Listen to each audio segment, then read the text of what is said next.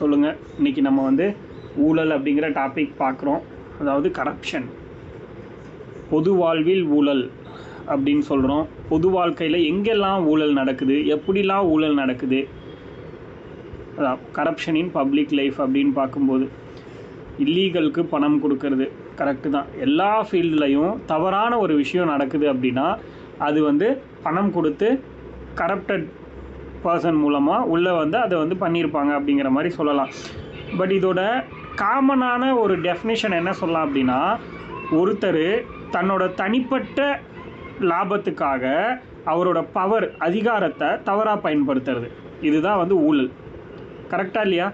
ஒரு நபர் தன்னோட தனிப்பட்ட லாபத்துக்கு தன்னோட அதிகாரத்தை தவறாக பயன்படுத்துறது, இதுதான் வந்து ஊழல் அப்படின்னு சொல்லிட்டு டிரான்ஸ்பேரன்சி இன்டர்நேஷ்னல் அப்படின்ற ஒரு நிறுவனம் வந்து சொல்லியிருக்காங்க. அவங்க யாருங்கிறத நம்ம பின்னாடி பார்ப்போம். ஓகேவா? சரி, ஓகே. இப்போது இந்த ஊழல் அப்படிங்கிறது எல்லா இடத்துலையுமே இருக்குது. இந்த விஷயங்கள் எல்லாமே நமக்கு தெரியும். சரி, இந்த ஊழல் சம்மந்தமாக ஒரு இண்டெக்ஸ் ஒன்று வெளியிட்டு இருக்காங்க, அதாவது வேர்ல்டு லெவலில். ஓகேவா? அதாவது இப்போ எப்படின்னா, ஊழல் அதிகமாக இருக்கிற நாடு எது, கம்மியாக இருக்கிற நாடு எது அப்படின்னு கண்டுபிடிக்கிறதுக்காகவே புதுசாக ஒரு இண்டெக்ஸை வந்து உருவாக்கியிருக்காங்க. புரியுதுங்களா? இந்த இண்டெக்ஸை பற்றி நம்ம பார்ப்போம். இது ரொம்ப வருஷமாகவே இருக்குது. ஸோ ஃபஸ்ட்டு டைட்டில் போட்டுக்கோங்க, கரப்ஷன் இன் பப்ளிக் லைஃப், அதாவது பொது வாழ்வில் ஊழல் போட்டிங்க அப்படின்னா அதில் ஃபர்ஸ்ட்டாக நீங்கள் எழுத வேண்டிய பாயிண்ட் என்ன அப்படின்னா, சிபிஐ அப்படின்னு ஒன்று. சிபிஐ அப்படின்னா என்னென்னா corruption perception index. Corruption perception index, ஊழல் குறியீடு அப்படின்னு சொல்லுவாங்க. ஊழல் குறியீடு கமெண்ட்டில் இருக்குது பாருங்கள். ஊழல் குறியீடு, கரப்ஷன் பர்செப்ஷன் இண்டெக்ஸ் அப்படின்னு சொல்லுவாங்க. இந்த இண்டெக்ஸை வெளியிடுறவங்க தான் யார் அப்படின்னா டிரான்ஸ்பேரன்சி இன்டர்நேஷ்னல்.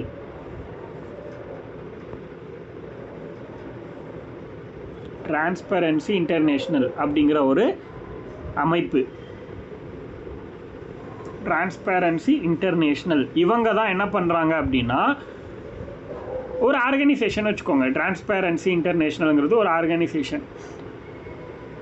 இவங்க தான் ஒவ்வொரு வருஷமும் என்ன பண்ணுறாங்க அப்படின்னா, எந்தெந்த நாட்டில் எவ்வளோ அமௌண்ட் ஆஃப் ஊழல் நடக்குது அப்படிங்கிறத கேல்குலேட் பண்ணி அதை வந்து லைனாக ஆர்டராக சொல்கிறாங்க. இந்த நாட்டில் அதிகமாக இருக்குது, இந்த நாட்டில் கம்மியாக இருக்குது அப்படின்னு சொல்லிட்டு. சரி, அப்போது இந்த டிரான்ஸ்பேரன்சி இன்டர்நேஷ்னல்னால் என்ன அப்படிங்கிறத ஃபஸ்ட்டு தெரிஞ்சுக்கோங்க. இது ஒரு இன்டர்நேஷ்னல் நான் கவர்மெண்டல் ஆர்கனைசேஷன். இன்டர்நேஷ்னல் நான் கவர்மெண்டல் ஆர்கனைசேஷன், அதாவது ஒரு என்ஜிஓ. இன்டர்நேஷ்னல் லெவலில் இருக்கிற ஒரு என்ஜிஓ, வேறு ஒன்றும் கிடையாது. இது சர்வதேச அரசு சாரா அமைப்பு அப்படின்னு போட்டுக்கோங்க. இந்த டிஐ, டிரான்ஸ்பேரன்சி இன்டர்நேஷ்னல் அப்படிங்கிறது ஒரு சர்வதேச அரசு சாரா அமைப்பு, ஒரு தொண்டு நிறுவனம். ஓகேவா? இது எங்கே ஸ்டார்ட் பண்ணாங்க, எங்கே உருவாக்குனாங்க அப்படின்னா ஜெர்மனில் ஃபெர்லின் அப்படிங்கிற இடத்துல இருக்குது. ஜெர்மனில் பெர்லின் அப்படிங்கிற ஒரு பிளேஸில் தான் இதோட கேபிட்டல், தலைமையகம் இருக்குது. டிரான்ஸ்பேரன்சி இன்டர்நேஷ்னலோட கேபிட்டல் இருக்குது. இது எந்த வருஷம் ஸ்டார்ட் பண்ணாங்க அப்படின்னா 1993 வந்து இதை உருவாக்கியிருக்காங்க. எது அப்படின்னா, இந்த டிரான்ஸ்பேரன்சி இன்டர்நேஷ்னல் அப்படிங்கிற ஒரு அமைப்பை உருவாக்கின வருஷம் 1993. இவங்களோட முக்கியமான பணி என்னது? ஒவ்வொரு வருஷமும் கரப்ஷன் இருக்கக்கூடிய நாடுகளோட பட்டியலை வெளியிடுறது தான் இவங்களோட முக்கியமான வேலை அப்படின்னு சொல்கிறாங்க. புரியுதா? அதே மாதிரி இந்த டிரான்ஸ்பேரன்சி இன்டர்நேஷ்னல்ங்கிற ஒரு ஆர்கனைசேஷன் உருவாக்குனது 1993 அப்படிங்கிறத நம்ம பார்த்தோம். அதே மாதிரி இவங்க எப்பையிலேருந்து இந்த சிபிஐன்னு சொல்லக்கூடிய கரப்ஷன் பர்செப்ஷன் இண்டெக்ஸை வெளியிட்டு இருக்காங்க அப்படின்னா 1995 வருஷத்துலேருந்து. புரியுதா? 1995 இருந்து இந்த கரப்ஷன் பர்செப்ஷன் இண்டெக்ஸ்ன்னு சொல்கிற ஊழல் குறியீடை வெளியிட்டு இருக்காங்க அப்படிங்கிறத நம்ம தெரிஞ்சுக்கணும் இந்த இடத்துல. புரியுதா? இப்போது இது பார்த்தீங்க அப்படின்னா வேல்யூஸ் வச்சு சொல்கிறாங்க. இதை எப்படி கணக்கெடுக்கிறாங்க அப்படின்னா, 0லேருந்து 100 வரைக்கும் இருக்கிற வேல்யூவை வச்சு கால்குலேட் பண்ணுறாங்க. புரியுதா? இப்போது எக்ஸாம்பிளுக்கு ஒரு 0, 1, 2, 3 இந்த வேல்யூலாம் இருக்குது அப்படின்னா அங்கே வந்து ஹை கரப்ஷன் இருக்குதுன்னு அர்த்தம். புரியுதா? அதிகமான ஊழல் நிறைந்த நாடு. எக்ஸாம்பிளுக்கு இப்போ வந்து 100 சொல்கிறோமா, வேல்யூ வந்து ஒரு 85 அப்படின்னு இருக்குது அப்படின்னா அது வந்து என்ன சொல்லலாம், ஓரளவுக்கு ரொம்ப கம்மியான கரப்ஷன் இருக்கிற நாடு அப்படின்னு சொல்லலாம். அப்போது ஒரு நாடு வந்து 100ங்கிற புள்ளியில் இருக்குது அப்படின்னா அப்போ 100ங்கிற வேல்யூ ஒரு நாடு வாங்கியிருந்துச்சுன்னா என்ன சொல்லலாம், அந்த நாட்டில் கரப்ஷனே கிடையாது அப்படின்னு அர்த்தம். 100 மார்க் வாங்கிருச்சுன்னு அர்த்தம். 0, 1, 2, 40, 30 இப்படிலாம் இருக்குது அப்படின்னா அந்த நாட்டில் நிறைய கரப்ஷன் இருக்குதுன்னு அர்த்தம். புரியுதா? இப்படி தான் கால்குலேட் பண்ணுறாங்க. அப்போது கரப்ஷன் சிபிஐ இண்டெக்ஸை வந்து கால்குலேட் பண்ணுற வேல்யூ என்னது, 0லேருந்து 100. 0ன்னா என்னது, ஹையஸ்ட் கரப்டட் கண்ட்ரி. 0ங்கிற வேல்யூ வந்து ஹையஸ்ட் கரப்டட் கண்ட்ரி, அதாவது அதிக ஊழல் நிறைந்த நாடு 0. 100 அப்படின்னா ஊழலே இல்லாத நாடு, no corruption. No corruption indicates. புரியுதா? இதை வச்சு தான் நம்ம வந்து சொல்ல போகிறோம் இந்தியா எந்த பிளேஸில் இருக்குது, எவ்வளோ வேல்யூ, இது எல்லாமே ஒவ்வொரு வருஷமும். நம்ம வந்து கடைசியான 2024 2025 பிப்ரவரி மாதம் ரிப்போர்ட் வந்துச்சு. எப்போ இதுனா 2024வது வருஷத்தோட ரிப்போர்ட்டை கொடுத்துருக்காங்க.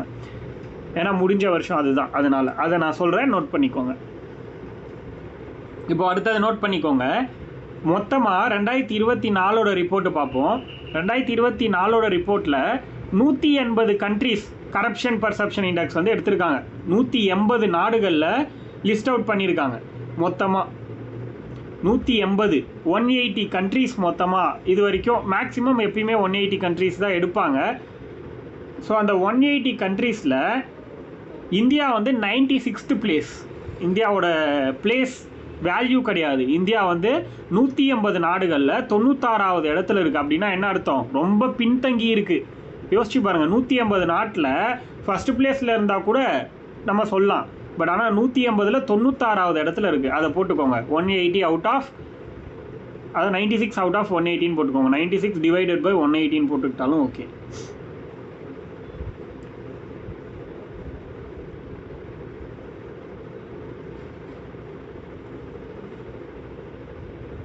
அப்போது இதோட வேல்யூ எவ்வளோ அப்படிங்கிறதையும் பார்த்தலாம். 180 நாடுகளில் 96வது இடத்துல இருக்குது இந்தியா.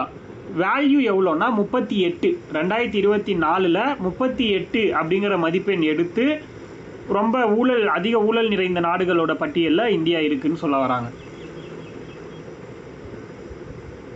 புரியுதா? அதுதான் ரொம்ப முக்கியமான விஷயம். So 38 value. போன வருஷம் 2023ல் 39 இருந்திருக்கு. 2022ல் 40 இருந்திருக்கு. புரியுதா? அப்போது ஊழல் வந்து அதிகமாயிட்டே தான் வருது இந்தியாவில். லாஸ்ட் ஒரு 3-4 வருஷத்துடைய கேல்குலேஷனை எடுத்து பார்க்கும்போது ஊழல் வந்து இந்தியாவில் குறையெல்லாம் இல்லை, ரொம்ப அதிகமாயிட்டே தான் போகுது அப்படிங்கிறத சொல்ல வராங்க. இப்போது 180 நாடுகளில் இந்தியா வந்து எங்கே இருக்குது, 96வது இடத்துல இருக்குது அப்படிங்கிறத நம்ம பார்த்தோம். அப்போ ஃபஸ்ட்டு யார், செகண்ட் யார், தேர்ட் யாருங்கிறதும் நம்ம தெரிஞ்சுக்கணும். புரியுதா? அப்போ ஃபஸ்ட்டு யார் அப்படின்னா டென்மார்க். கடைசி ஒரு 4-5 வருஷமாக ஃபஸ்ட்டு பிளேஸில் டென்மார்க் தான் இருக்காங்க. புரியுதா? அப்போது ரேங்க் 1ல் டென்மார்க் இருக்காங்கன்னா என்ன அர்த்தம், அங்கே வந்து சுத்தமாக ஊழலே கிடையாது அப்படின்னு அர்த்தம். அப்போ டென்மார்க்கோட பாயிண்ட் என்னது, 90. புரியுதா? இந்தியாவோட பாயிண்ட் எவ்வளோ அப்படின்னா மதிப்பெண்கள் 38 தான் 2024ல். இதே 2024ல் டென்மார்க் வந்து 90 வேல்யூ. புரியுதா? 90 மதிப்பெண் எடுத்து முதல் நிலையில் இருக்குது டென்மார்க்கு. அப்போ அங்கே வந்து சுத்தமாக ஊழலே கிடையாதுன்னு சொல்ல வராங்க. அடுத்து 2வது இடத்துல ஃபாலோட் பை டென்மார்க், அப்புறம் ஃபின்லாந்து. செகண்ட் பிளேஸில் வந்து ஃபின்லாந்து. செகண்ட் பிளேஸில் ஃபின்லாந்து, அதோட வேல்யூ வந்து 88. அதுக்கடுத்து தேர்ட் பிளேஸில் சிங்கப்பூர், அதோட வேல்யூ 84. இது மட்டும் தெரிஞ்சது அப்படின்னா போதும். இப்போ நான் எதுலேருந்து எடுத்து சொல்கிறேன்னா, இந்த டிரான்ஸ்பேரன்சி இன்டர்நேஷ்னல்னு சொன்னோம் இல்லையா, அதோட வெப்சைட்டில் இருக்குது. அதுலேருந்து தான் பார்த்து சொன்னேன். டவுட் இருந்துச்சுன்னா பார்த்துக்கோங்க. transparency.org அப்படிங்கிற வெப்சைட்டில் இருக்கும். கிளியரா?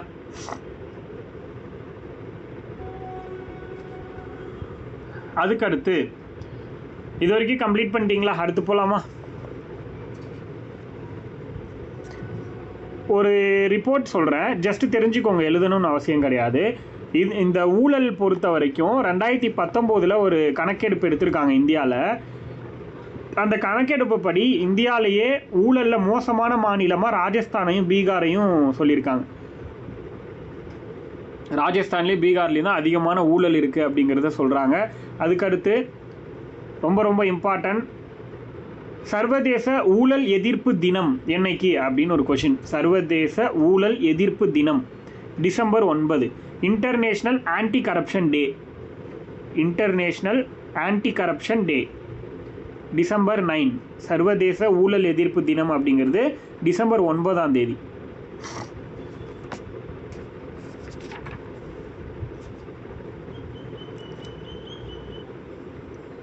இப்போ வந்து ஊழல்னா என்ன, அதோட எப்படி வந்து கால்குலேட் பண்ணுறாங்க அப்படிங்கிற விஷயம்லாம் பார்த்தோமா. இப்போ ஊழலுக்கு என்னென்னலாம் காரணங்கள் என்னெல்லாம் இருக்குது அப்படின்னு பார்த்தோம்னா, எக்கானமிக் காசஸ், பொருளாதார காரணம். அதாவது என்னது, ஒரு கவர்மெண்ட் ஆஃபீஸரு குரூப் 4 படிச்சுட்டு வேலைக்கு போயிருக்காரு.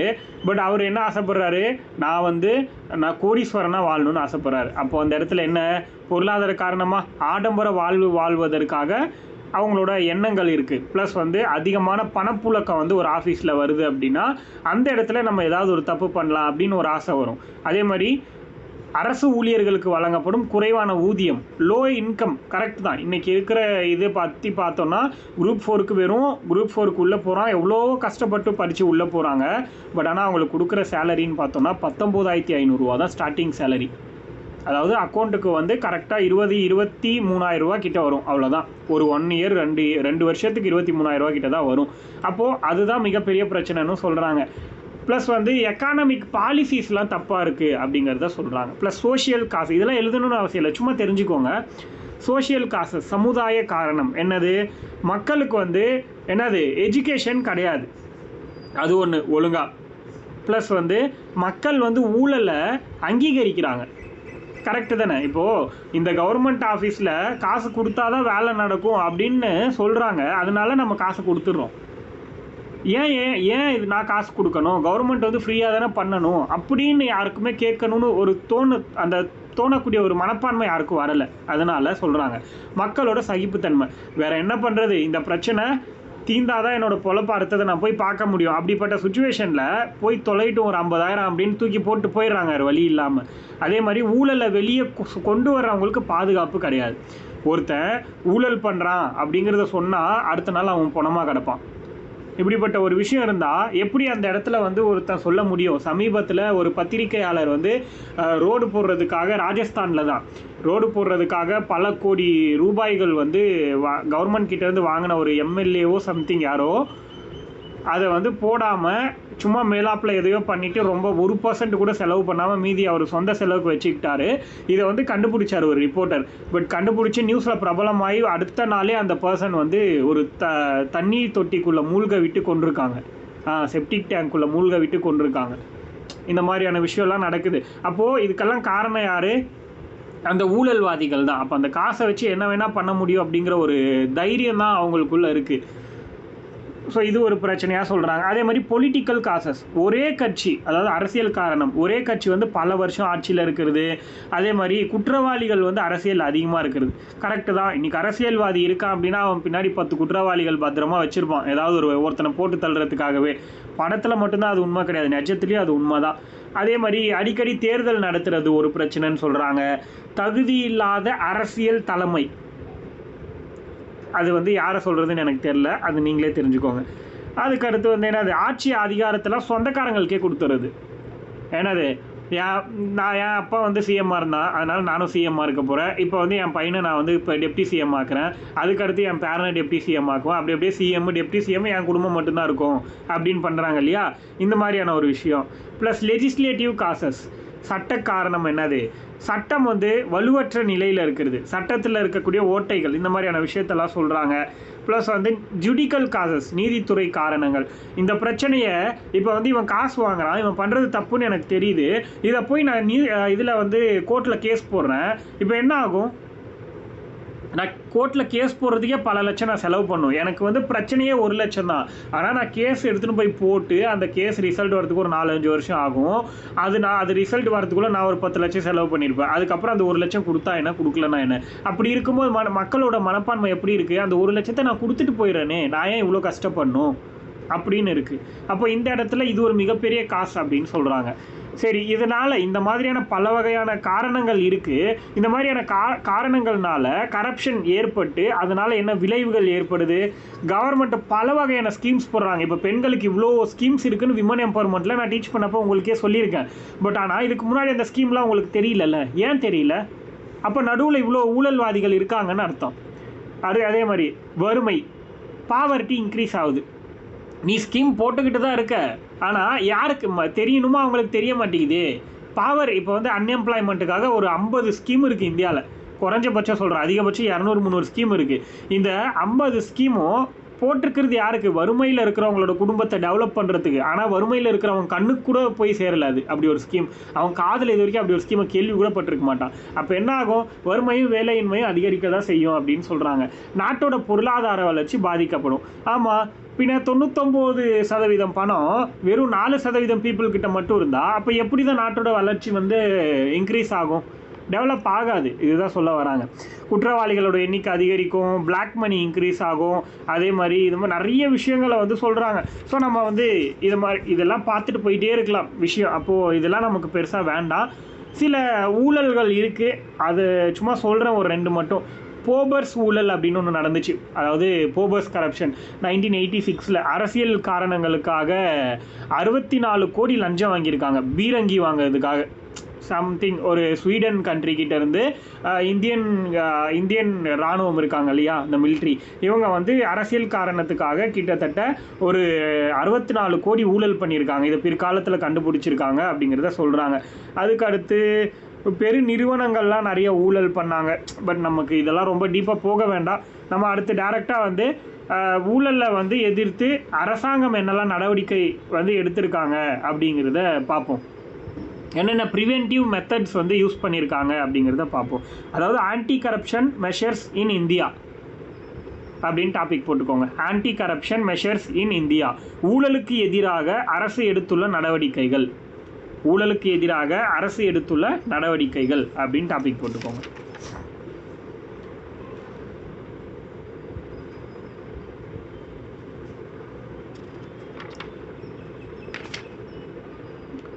இதை 2ஆக பிரிக்கலாம் நம்ம. ஒன்று, கரப்ஷனுக்கு ஆன்டி கரப்ஷன் லாஸ், என்னென்னலாம் ஆன்டி கரப்ஷன் லா இருக்குன்னு பார்ப்போம்.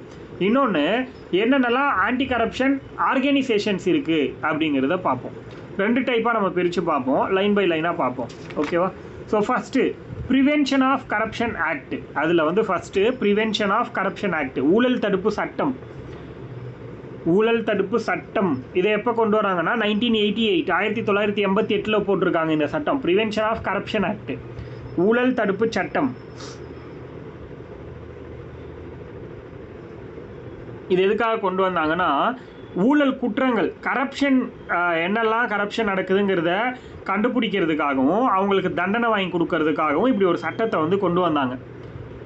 அதே மாதிரி இந்த சட்டத்தை 2018 அமெண்ட்மெண்ட் பண்ணியிருக்காங்க. புரியுதா? 1988 உருவாக்கி 2018 அமெண்ட்மெண்ட் பண்ணியிருக்காங்க. சட்ட திருத்தம் பண்ணப்பட்டிருக்கு 2018. இந்த திருத்தம்ல என்ன பண்ணியிருக்காங்க அப்படின்னா, ஒரு சூப்பரான விஷயத்தை வந்து ஆட் பண்ணியிருக்காங்க. இதுக்கு முன்னாடி வரைக்கும் இந்த சட்டத்தில் லஞ்சம் வாங்குறவனுக்கு தான் பிரச்சனை இருந்துச்சு. 1988 வந்து சட்டத்தை உருவாக்குனாங்க. ப்ளஸ் வந்து அமெண்ட்மெண்ட்டு, இதை வந்து திருத்தம் பண்ணது 2018. திருத்தத்தில் என்ன ஆட் பண்ணியிருக்காங்க அப்படின்னா, இதுக்கு முன்னாடி வரைக்கும் லஞ்சம் வாங்கினவரை தான் பிடிச்சி உள்ளே போடுவாங்க. பட் ஆனால் இப்போது லஞ்சம் கொடுக்குறவங்களுக்கும் தண்டனை அப்படிங்கிறத ஆட் பண்ணியிருக்காங்க. அதுதான் ரொம்ப முக்கியமாக இந்த விஷயத்தில் நம்ம தெரிஞ்சுக்கணும்.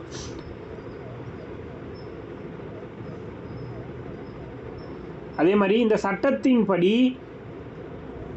நம்ம வந்து லஞ்சம் கொடுக்குறோம் அப்படின்னா, நமக்கு ஒரு பொது நபர், இப்போ எக்ஸாம்பிள் ஒரு பப்ளிக்கு, நான் போயிட்டு ஒரு அரசு ஊழியர்கிட்ட ஒரு லஞ்சம் கொடுக்க போகிறேன் அப்படின்னாலோ, இல்லை நான் லஞ்சம் கொடுக்குறேன்னு சொல்லியிருந்தாலோ எனக்கு 7 வருஷம் சிறை தண்டனை கொடுப்பாங்க.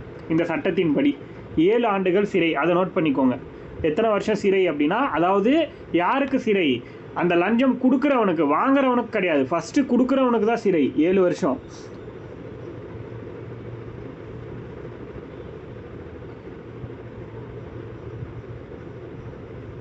அதே மாதிரி ஒரு ஆஃபீஸர் வந்து எனக்கு லஞ்சம் நீ கொடுத்தாதான் இந்த வேலையை நான் செய்வேன் அப்படின்னு நம்மளை சொல்லி டார்ச்சர் பண்ணுறாங்க அப்படின்னா, வித்தின் 7 days 7 நாளுக்குள்ளே நம்ம போய் காவல்துறைக்கிட்ட கம்ப்ளைண்ட் பண்ணிடணும். அப்படி பண்ணிட்டோன்னா நமக்கு எந்த பிரச்சனையும் கிடையாதுன்னு சொல்கிறாங்க 7 daysக்குள்ளே.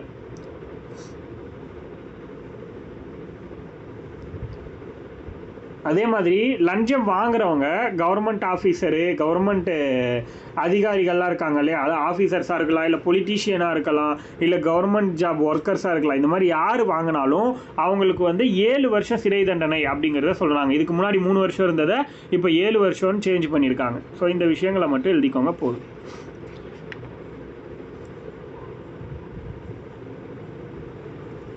இதுதான் வந்து ஊழல் தடுப்பு சட்டம், ப்ரிவென்ஷன் ஆஃப் கரப்ஷன் ஆக்ட் அப்படின்னு சொல்கிறாங்க.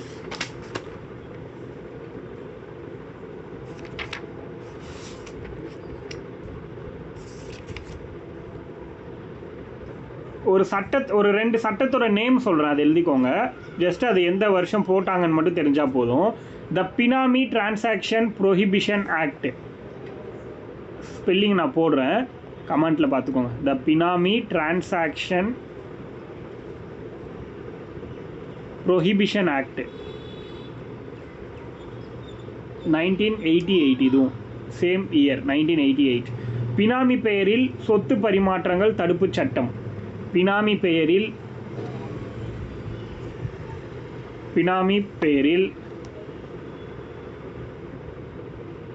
சொத்து பரிமாற்றங்கள் தடுப்பு சட்டம்.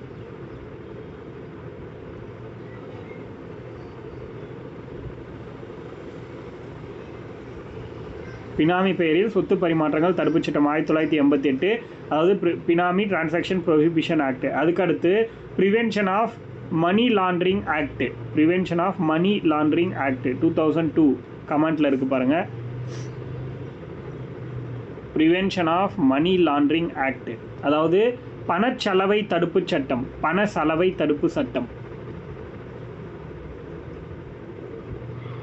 பணச்சலவை தடுப்பு சட்டம் 2002, prevention of money laundering act.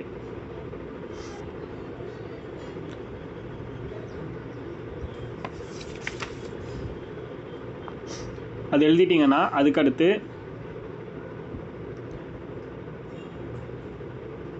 என்ன சொல்கிறாங்க அப்படின்னா, ஊழலை ஒழிக்கிறதுக்காக ஒரு கமிட்டி ஒன்று போட்டிருக்காங்க. ஊழலை ஒழிக்கிறதுக்காக ஒரு கமிட்டி, அதாவது டு அபாலிஷ் என்னது கரப்ஷனை ஒழிக்கிறதுக்காக ஒரு கமிட்டி போட்டிருக்காங்க. யாரோட தலைமையிலனா, சந்தானம், சந்தானம் அப்படின்ற ஒருத்தரோட தலைமையில் போட்டிருக்காங்க. ஸோ அடுத்த டாபிக் போட்டுக்கோங்க, சந்தானம் கமிட்டி. சந்தானம் கமிட்டி 1962ல் இந்த கமிட்டி போட்டிருக்காங்க. 1962 சந்தானம் கமிட்டி. இந்தியாவில் ஊழலை ஒழிக்கிறதுக்கு என்னெல்லாம் பண்ணலாம் அப்படிங்கிறத ஆராய்ச்சி பண்ணி ஒரு ரெக்கமெண்டேஷனை கவர்மெண்ட்டுக்கு கொடுக்கணும். அதுதான் இந்த கமிட்டியோட வேலை. புரியுதா? சந்தானம் கமிட்டி 1962ல் போட்டிருக்காங்க. இந்த கமிட்டி யார் இந்த கமிட்டியை போட்டாங்க அப்படின்னா, லால் பகதூர் சாஸ்திரி. அவர் தான் வந்து பிரைம் மினிஸ்டராக இருப்பார், அதாவது பிரதமராக இருப்பார். இவரை வந்து போடும்போது, இந்த கமிட்டி அப்பாயிண்ட் பண்ணும்போது லால் பகதூர் சாஸ்திரி தான் பிரைம் மினிஸ்டர், அதாவது பிரதமராக இருந்திருப்பார் இந்தியாவுக்கு. ஓகேவா? ஸோ இந்த கமிட்டியோட சேர்மன், தலைவர் யார்? சந்தானம் அப்படிங்கிறவர் இதோட தலைவர். இதில் எத்தனை மெம்பர்ஸ் இருந்தாங்க அப்படின்னா, சந்தானத்தோடு சேர்த்து சொல்கிறேன், 4 பார்லிமெண்ட் மெம்பர்ஸ், 4 பார்லிமெண்ட் மெம்பர்ஸ், 4 பாராளுமன்ற உறுப்பினர்கள், 4 பாராளுமன்ற உறுப்பினர்கள், 2 மூத்த தலைவர்கள், அவங்க கூட 2 மூத்த தலைவர்கள் இருந்தாங்கன்னு சொல்கிறாங்க.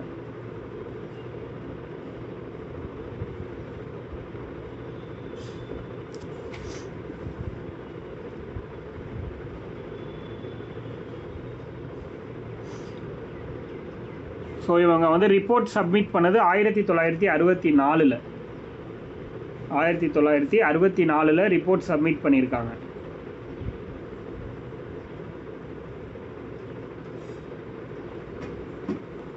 அறுபத்தி 62 கமிட்டி போட்டிருக்காங்க சந்தானம் கமிட்டி. ரிப்போர்ட் வந்து 1964 சப்மிட் பண்ணியிருக்காங்க. இவங்க சப்மிட் பண்ண ரிப்போர்ட்டில் பரிந்துரைகள் எத்தனை, அறிக்கை சமர்ப்பிப்பு 1964 போட்டுக்கோங்க. ரிப்போர்ட் மீன்ஸ் அறிக்கை சமர்ப்பிச்சது 1964. அதுக்கப்புறம் இவங்க வந்து சில ரெக்கமெண்டேஷன்ஸை கொடுத்துருக்காங்க. அதில் சப்மிட் பண்ணாங்க இல்லையா, அதில் வந்து 137 ரெக்கமெண்டேஷன்ஸ் வந்து கொடுத்துருக்காங்க. 137 ரெக்கமெண்டேஷனில் 106 ரெக்கமெண்டேஷன் வந்து அக்செப்ட் பண்ணியிருக்காங்க. 137ல் 106 ரெக்கமெண்டேஷனை இந்தியன் கவர்மெண்ட் வந்து அக்செப்ட் பண்ணியிருக்காங்க.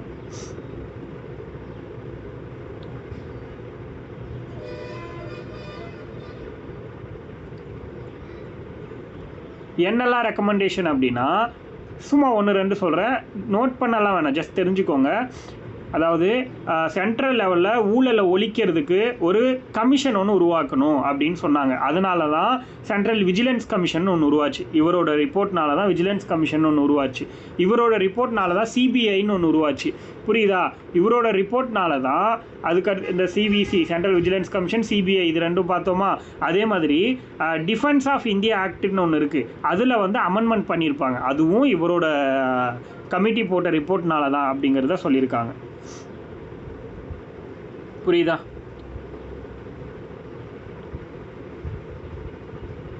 இன்னொரு விஷயமும் சொல்கிறாங்க.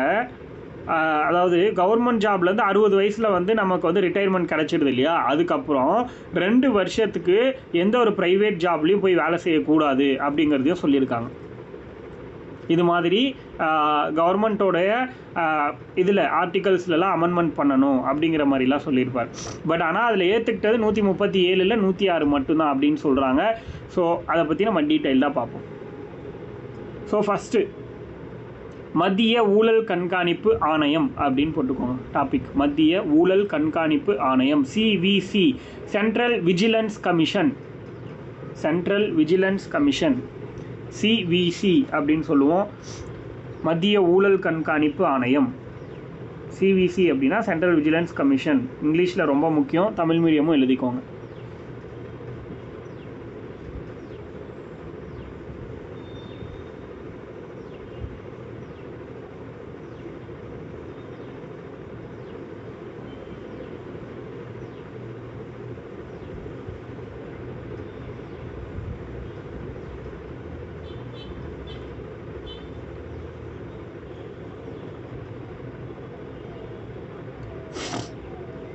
ஓகே, இது எதுக்காக?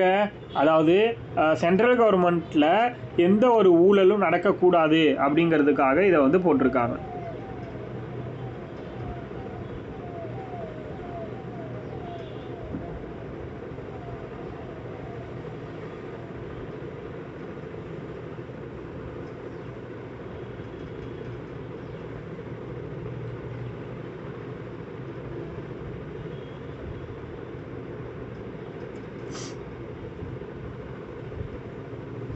இதில் வந்து பார்த்திங்கன்னா இது ஸ்டார்ட் பண்ணது 1964. இவங்க ரிப்போர்ட் கொடுத்த 1964 இல்லையா, அதே வருஷத்தில் தான் ஸ்டார்ட் பண்ணியிருக்காங்க சிவிசி, சென்ட்ரல் விஜிலன்ஸ் கமிஷன் அப்படின்னு.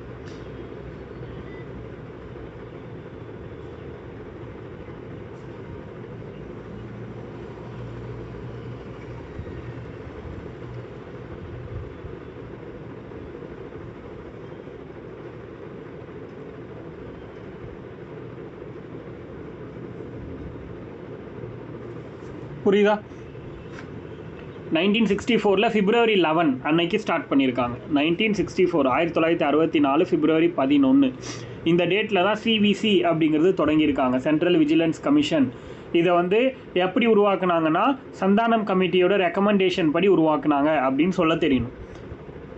எப்படி உருவாக்குனாங்கன்னா சந்தானம் கமிட்டியோடைய ரெக்கமெண்டேஷன் படி உருவாக்குனாங்க.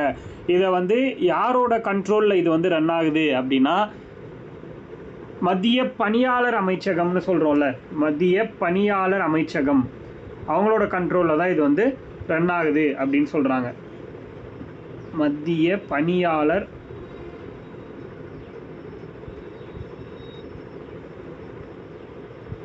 அமைச்சகம் அதாவது union ministry of personnel, union ministry of personnel. கமாண்டில் இருக்குது, பார்த்துக்கோங்க.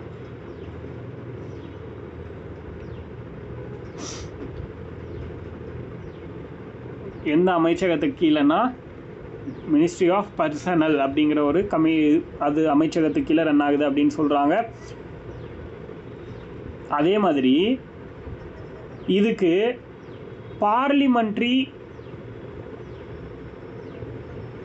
பவர் எப்போ கிடைக்குது அப்படின்னு நோட் பண்ணிக்கோங்க. அதாவது பாராளுமன்ற அந்தஸ்து, பாராளுமன்ற அந்தஸ்து, அதாவது கவர்மெண்ட் வெரிஃபைடு அப்படிங்கிற மாதிரி. எக்ஸாக்டாக சொல்லணுன்னா இங்கே தமிழில் ஸ்டேட்டஸ்ன்னு சொல்லலாம். அதாவது என்னது, பார்லிமெண்ட்ரி ஸ்டேட்டஸ் அப்படின்னு போட்டுக்கோங்க. என்னைக்கு கிடைச்சிது அப்படின்னா பாராளுமன்ற அந்தஸ்து கிடைச்சது செப்டம்பர் 11, 2003. செப்டம்பர் 11, 2003 பாராளுமன்ற அந்தஸ்து கிடைச்சது செப்டம்பர் 11, 2003. Parliamentary status.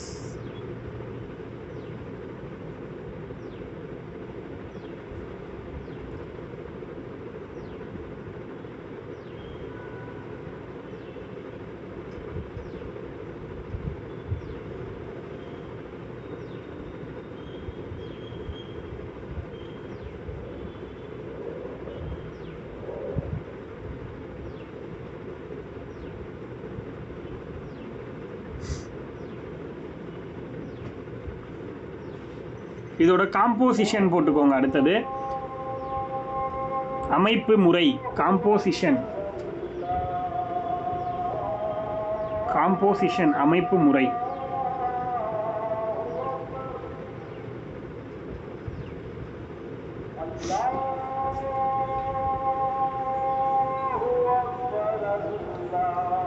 இதுல பாத்தீங்கன்னா ஒரு சேர்மன், 2 மெம்பர்ஸ் இருப்பாங்க. ஒரு தலைவர், 2 உறுப்பினர்கள்.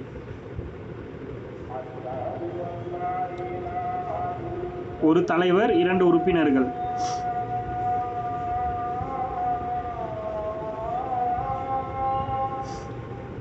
புரியுதா? ஒரு சேர்மனும் 2 மெம்பரும் இருப்பாங்க. ஒரு தலைவர் மற்றும் 2 உறுப்பினர்கள் இருப்பாங்க. இது உருவாக்குனப்போ இதோட ஃபர்ஸ்ட் சேர்மன் யாருன்னா என் சீனிவாச ராவ். என் சீனிவாச ராவ்.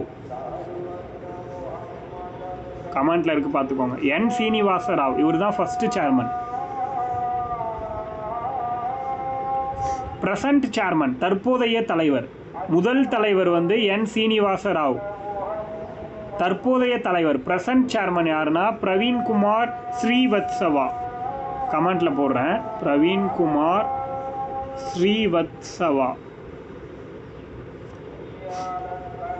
பிரவீன் குமார் ஸ்ரீவத்சவா.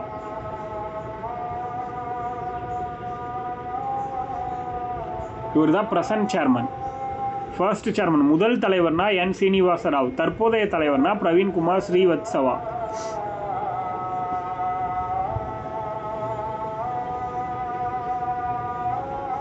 சரி, இப்போ இந்த சேர்மனையும் மெம்பர்ஸ், தலைவர் மற்றும் உறுப்பினர்களை எப்படி தேர்ந்தெடுப்பாங்க அப்படி ஒரு கேள்வி இருக்குல்ல. அதுக்கு வந்து செலெக்ஷன் கமிட்டின்னு ஒன்று இருக்கு. தேர்ந்தெடுக்கும் குழு, செலெக்ஷன் கமிட்டி. அதில் மொத்தம் 3 பேர் இருப்பாங்க. அந்த செலெக்ஷன் கமிட்டியில் 3 பேர் இருப்பாங்க. அது யார் யாருன்னு நீங்கள் தெரிஞ்சுக்கணும்.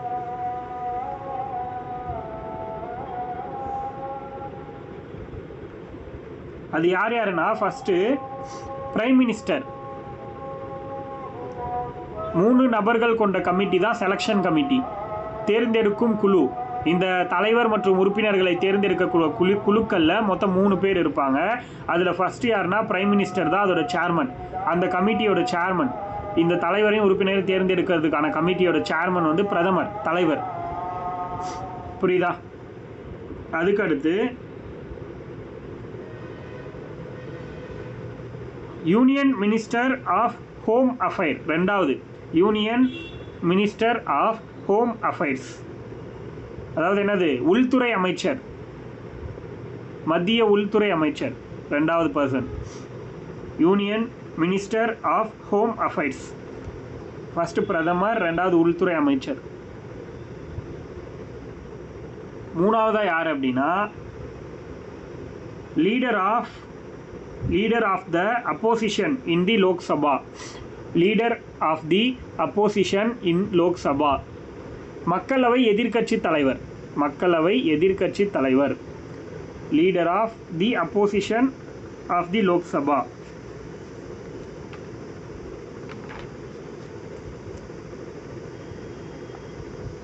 சொல்கிறேன், அது எல்லாமே சொல்கிறேன், வெயிட் பண்ணுங்கள், ஒன்று ஒன்றா சொல்கிறேன். இது வரைக்கும் எழுதியாச்சா? அடுத்தது ரொம்ப ரொம்ப முக்கியமான பாயிண்ட்டு, இவங்க ரீஅப்பாயின்மெண்ட்டுக்கு எலிஜிபிளா அப்படின்னு ஒரு கேள்வி கேட்பாங்க. லாஸ்ட் இதில் ஏதோ ஒன்றுத்துலேருந்து லாஸ்ட் டைம் கேட்டாங்க. குரூப் 2லேயும் கேட்டாங்க, குரூப் 4லேயும் ஒரு கொஷின் கேட்டாங்க. இந்த சேர்மனும் இந்த மெம்பர்ஸ் 2 பேர் இருக்காங்கல்ல, இந்த 3 பேரும் ரீஅப்பாயின்மெண்ட்டுக்கு நாட் எலிஜிபிள். தெளிவாக எழுதிக்கோங்க, நாட் எலிஜிபிள்.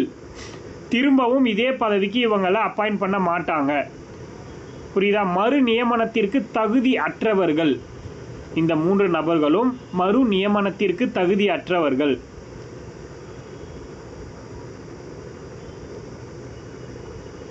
அதுக்கடுத்து இவங்களுடைய டென்யூர், அதாவது பதவி காலம், இவங்க எப்போ வரைக்கும் பதவியில் இருப்பாங்க அப்படிங்கிறது. டென்யூர் பொறுத்த வரைக்கும் 4 இயர்ஸ், 4 வருஷம் பதவியில் இருக்கலாம். இவங்களோட பதவிக்காலம் 4 ஆண்டுகள். அப்பாயிண்ட் பண்ண டேட்லேருந்து அதே டேட்டு 4வது வருஷத்தில் வர்ற வரைக்கும் அவங்க வந்து பதவியில் இருந்துக்கலாம்.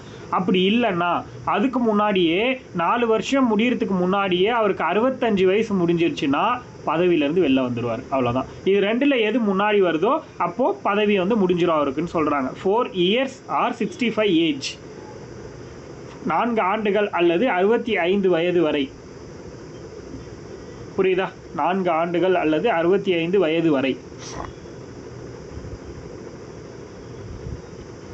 அடுத்த பாயிண்ட்டு, இப்போ இவங்களுக்கான சேலரி எப்படி கொடுப்பாங்க அப்படிங்கிறத பார்ப்போம்.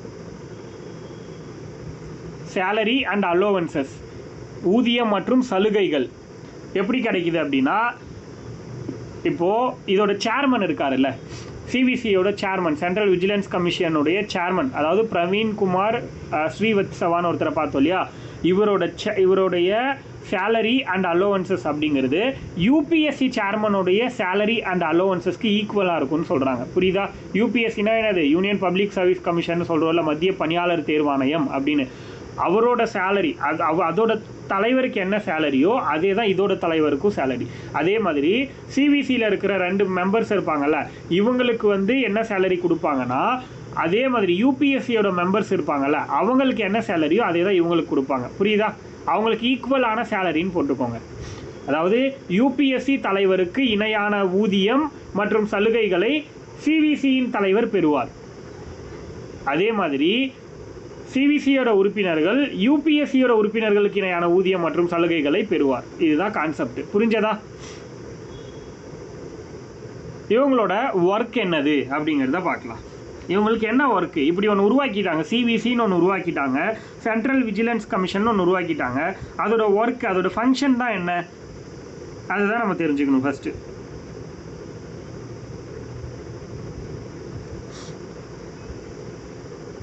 ஓகேவா? ஸோ இதோட ஃபங்க்ஷன்ஸ், ஒர்க் அண்ட் போட்டுக்கோங்க, பணி, அதிகாரம் மற்றும் பணிகள்.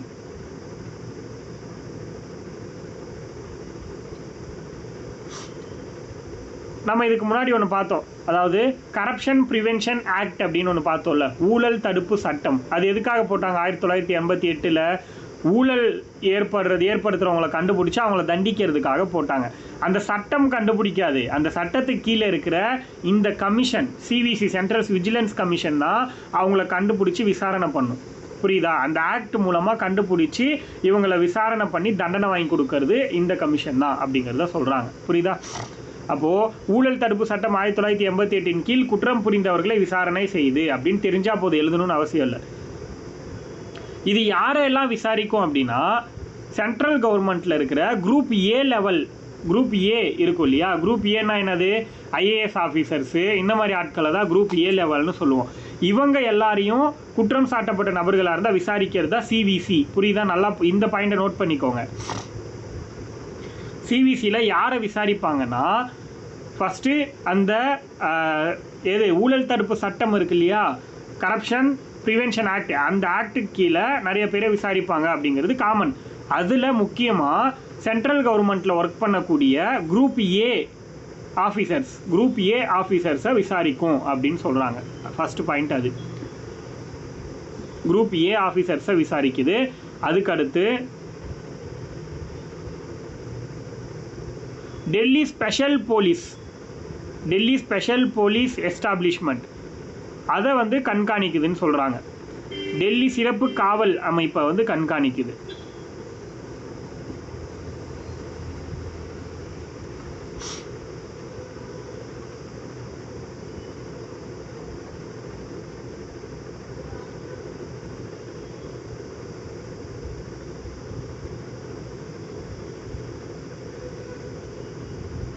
அப்போனா என்னது, ஐஏஎஸ் ஆஃபீஸர் ஆல் இந்தியா லெவலில் இருக்கிற அவங்களுக்கு ஐஏஎஸ் ஐபிஎஸ் இந்த மாதிரி ஆட்களை விசாரிக்கிறது தான் யாருன்னா இந்த சிவிசி. அவங்க ஏதாவது தப்பு பண்ணாங்கன்னா விசாரிக்கிறது.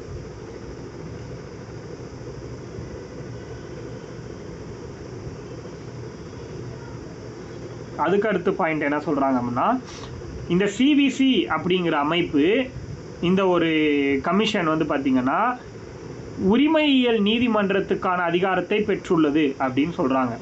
அதாவது சிவில் ரைட்ஸ் இதுக்கு இருக்குது. அதாவது எப்படி சொல்லனா, சிவில் கோர்ட் இருக்கும் இல்லையா, நம்ம இப்போ ரெண்டாக பிரிப்போம்ல, சிவில் கோர்ட்டு கிரிமினல் கோர்ட்டு அப்படின்னு சொல்லிட்டு ரெண்டாக பிரிப்போம் இல்லையா, அது மாதிரி அதில் சிவில் நீதிமன்றத்துக்குரிய அதிகாரம் வந்து இந்த சிவிசிக்கு இருக்குதுன்னு சொல்கிறாங்க. புரியுதா? சிவில் நீதிமன்றம், உரிமையியல் நீதிமன்றம்னு போட்டுக்கோங்க. உரிமையியல் நீதிமன்றத்திற்கான அதிகாரத்தை பெற்றுள்ளது சிவில் கோர்ட்.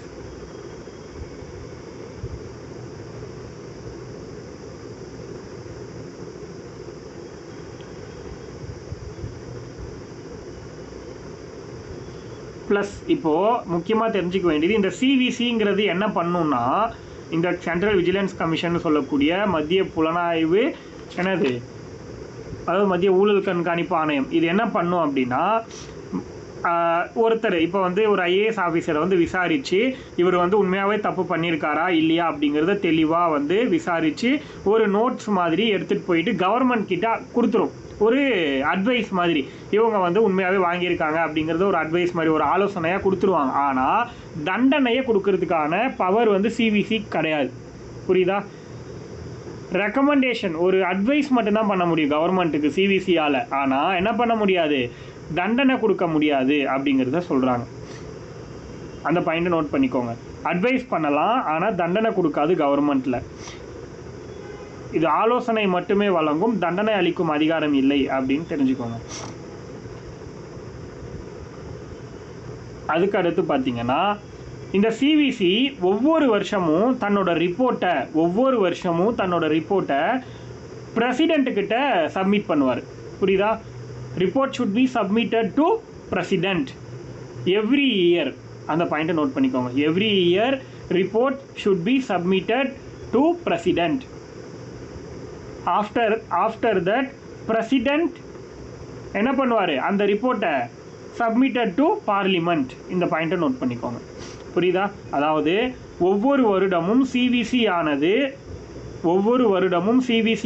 தனது ஆண்டறிக்கையை குடியரசுத் தலைவரிடம் சமர்ப்பிக்கும். ஒவ்வொரு வருடமும் சிவிசி ஆனது தன்னுடைய ஆண்டறிக்கையை குடியரசுத் தலைவரிடம் சமர்ப்பிக்கும். குடியரசுத் தலைவர் அதனை பாராளுமன்றத்தில் சமர்ப்பிப்பார். புரியுதா? இதுதான் கான்செப்ட். இவ்வளோதான் சிவிசினா. கிளியராக எழுதிட்டிங்களா எல்லாரும்? நான் இன்னொரு விஷயம் உங்களுக்கு இந்த சிவிசியில் சொல்ல மறந்துட்டேன். என்ன அப்படின்னா, சிவிசியோட சேர்மனையும் 2 மெம்பர் இருப்பாங்கல்ல, மொத்தம் 3 பேர் இருக்காங்களா, இவங்க 3 பேரையும் யார் அப்பாயிண்ட் பண்ணுவாங்க, நியமிக்கிறது குடியரசுத் தலைவர். அதை நோட் பண்ணிக்கோங்க. அவங்கள செலக்ட் பண்ணுறதுக்கு 3 மெம்பர் கமிட்டி அப்படிங்கிறது பார்த்தோம். பட் இவங்க செலக்ட் பண்ணி கொடுத்துருவாங்க, அவ்வளோதான் இவங்களோட வேலை. பட் அவங்க 3 பேருக்கும் நியமனம் யார் பண்ணுவாங்க அப்படின்னா அது குடியரசுத் தலைவர். அப்பாயிண்டட் பை பிரசிடென்ட் அப்படின்னு போட்டுக்கோங்க. இந்த 3 மெம்பர்ஸ் வந்து அப்பாயிண்டட் பை பிரசிடென்ட், குடியரசுத் தலைவரால் நியமனம்.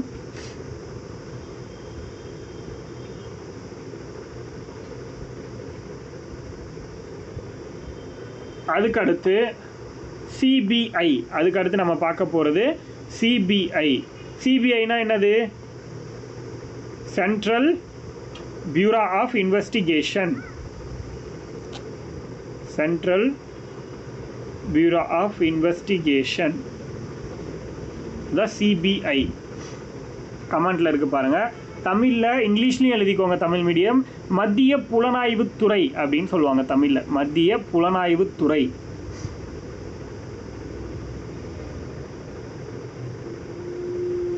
Central bureau of investigation.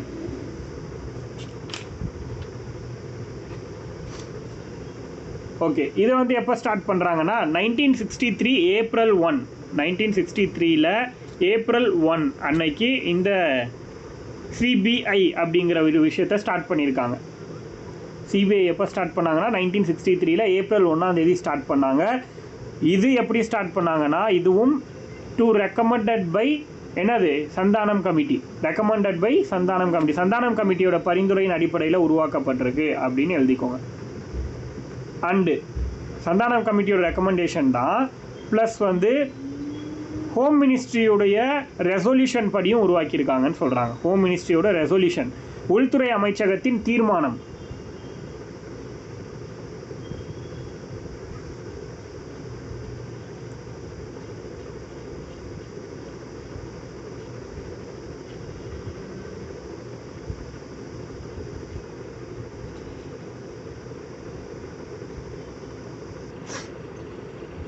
Okay, இது வந்து இதோட காம்போசிஷன் போட்டுக்கோங்க, அமைப்பு.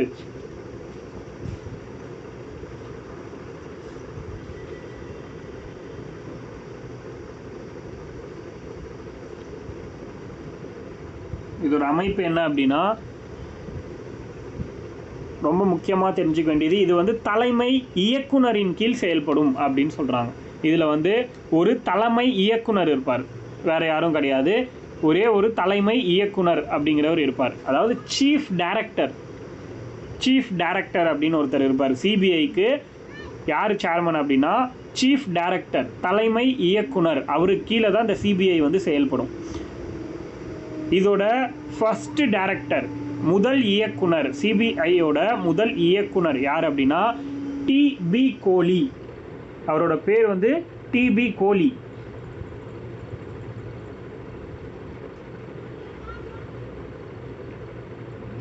டிபி கோலி அப்படிங்கிறவர் தான் ஃபர்ஸ்ட் டைரக்டர். இங்கிலீஷில் வந்து டிபி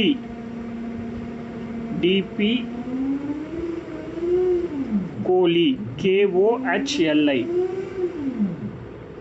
டிபின்னு போட்டுக்கோங்க, டிபி கோலி.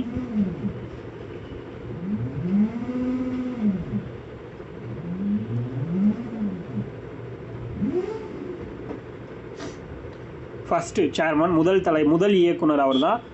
ப்ரெசண்ட் சீஃப் டைரக்டர் அப்படிங்கிறது யார் அப்படின்னா, அதாவது தற்போதைய இயக்குனர் பிரவீன் சூட்.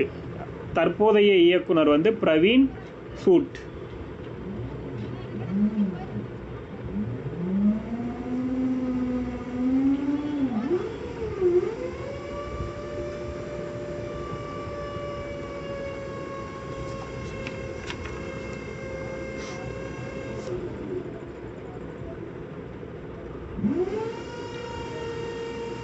அதுக்கடுத்து பார்த்தீங்கன்னா, இது வந்து யாருக்கு கீழே ரன் ஆகிட்டு இருக்கு அப்படின்னா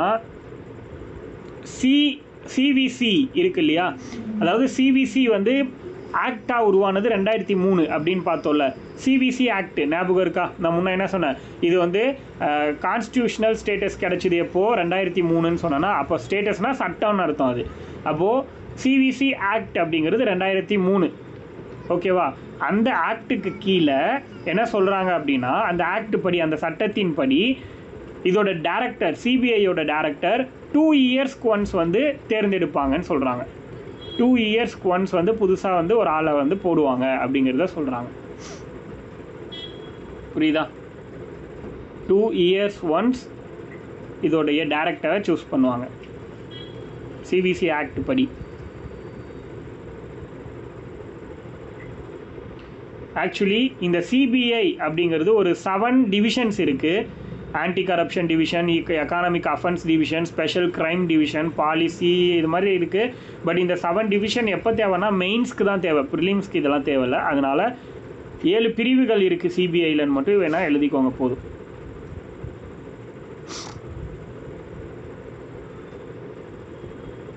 அதுக்கடுத்து இந்த சிபிஐயோட டைரக்டரை என்னது செலெக்ஷன் பண்ணுறதுக்கு, தேர்ந்தெடுக்கிறதுக்கான கமிட்டி, அதுலேயும் 3 பேர் இருக்காங்க. அதையும் தெரிஞ்சுக்கோங்க. சிபிஐ டைரக்டர் இருக்கார் இல்லையா, இயக்குனரை தேர்ந்தெடுக்கும் கமிட்டி, செலெக்ஷன் கமிட்டி அப்படின்னு போட்டுக்கோங்க. இவரை தேர்ந்தெடுக்கிறதுக்கான செலெக்ஷன் கமிட்டியில் 3 மெம்பர் கமிட்டி. அதில் ஃபஸ்ட்டு வந்து பிரைம் மினிஸ்டர், அவர் தான் சேர்மன், கமிட்டியோட சேர்மன். பிரைம் மினிஸ்டர், பிரதமர் தான் தேர்ந்தெடுக்கிறாரு கமிட்டியோட தலைவர். அப்போ இவரை வந்து ஃபஸ்ட்டு போட்டுக்கோங்க. ரெண்டாவது லோக்சபாவுடைய எதிர்கட்சி தலைவர், லோக்சபாவுடைய எதிர்கட்சி தலைவர், அதாவது என்னது, leader of the opposition of the Lok Sabha, leader of the opposition of the Lok Sabha அப்படிங்கிறத போட்டுக்கோங்க. ரெண்டாவது லோக்சபாவுடைய எதிர்கட்சி தலைவர்.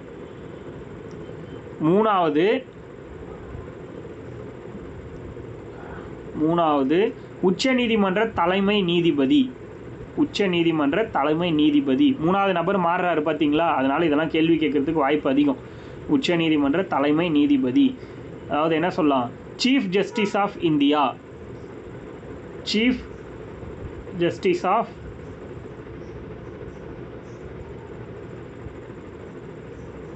சுப்ரீம் கோர்ட்டுன்னு போட்டுக்கோங்க, இந்தியான்னு போட்டாலும் ஓகே தான்.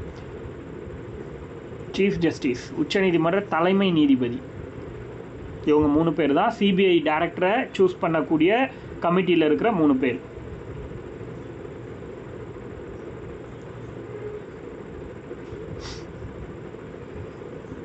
இது வந்து பார்த்தீங்கன்னா இதோட ஃபங்க்ஷன்ஸ் அப்படின்னு பார்க்கும்போது எழுதிக்கோங்க. இதோட ஃபங்க்ஷன்ஸ் அப்படின்னு பார்க்கும்போது இதோடைய அதிகாரம் மற்றும் பணிகள், இதோட பணி அப்படின்னா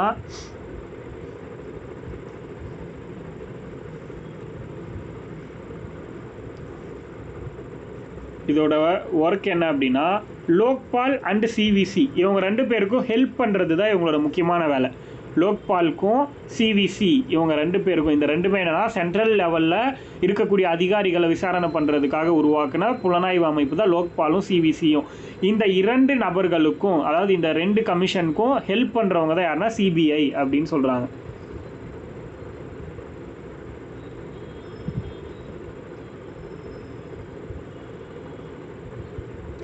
அதே மாதிரி இன்கேஸ் இவங்க வந்து சென்ட்ரல் கவர்மெண்ட்டில் இருக்கக்கூடிய லோக்பால் சிவிசி 2த்துக்கும் ஹெல்ப் பண்ணுறாங்கன்னு பார்த்தோம். இன்கேஸ் வந்து ஒரு ஸ்டேட் கவர்மெண்ட் வந்து ஹெல்ப் கேட்குறாங்க அப்படின்னா, ரொம்ப இம்பார்ட்டண்ட்டான கேஸில் அந்த ஸ்டேட் கவர்மெண்ட்டில் இருக்கிற கேஸ்க்கும் இவங்க போய் வந்து ஒர்க் பண்ணி கொடுப்பாங்க அப்படின்னு சொல்ல வராங்க. அந்த பாயிண்ட் ஒன்று எழுதிக்கோங்க.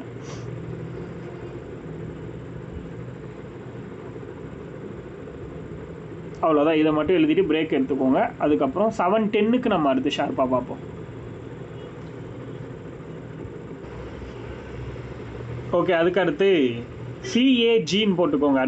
அடுத்த டாபிக் சிஏஜிக்கு முன்னாடி நான் ஒன்று பார்த்துடலாம். விசில் ப்ளோயர்ஸ் ப்ரொடெக்ஷன் ஆக்ட் கேள்விப்பட்டிருக்கீங்களா? விசில் ப்ளோயர்ஸ் ப்ரொடெக்ஷன் ஆக்ட், இது யாராச்சும் கேள்விப்பட்டிருக்கீங்களா? இப்படி ஒரு சட்டம் இருக்கிறது யாருக்காவது தெரியுமா? விசில் ப்ளோயர்ஸ் ப்ரொடெக்ஷன் ஆக்ட் அப்படின்னு ஒன்று 2014 வந்துச்சு. தட் மீன்ஸ் தமிழில் ஊழலை வெளிக்கொணர்பவர்கள் பாதுகாப்பு சட்டம் அப்படின்னு சொல்லுவாங்க.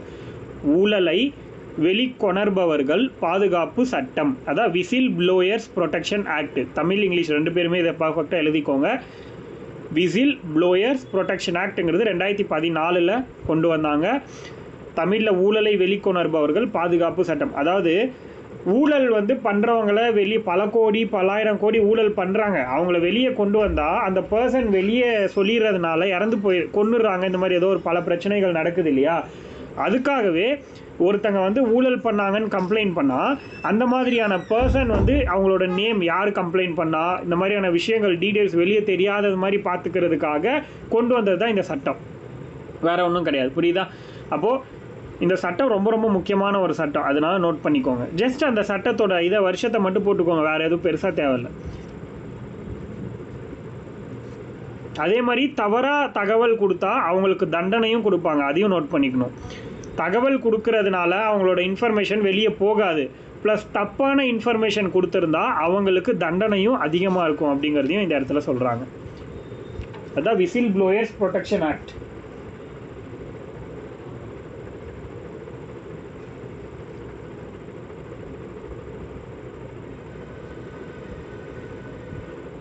அதுக்கு அடுத்தது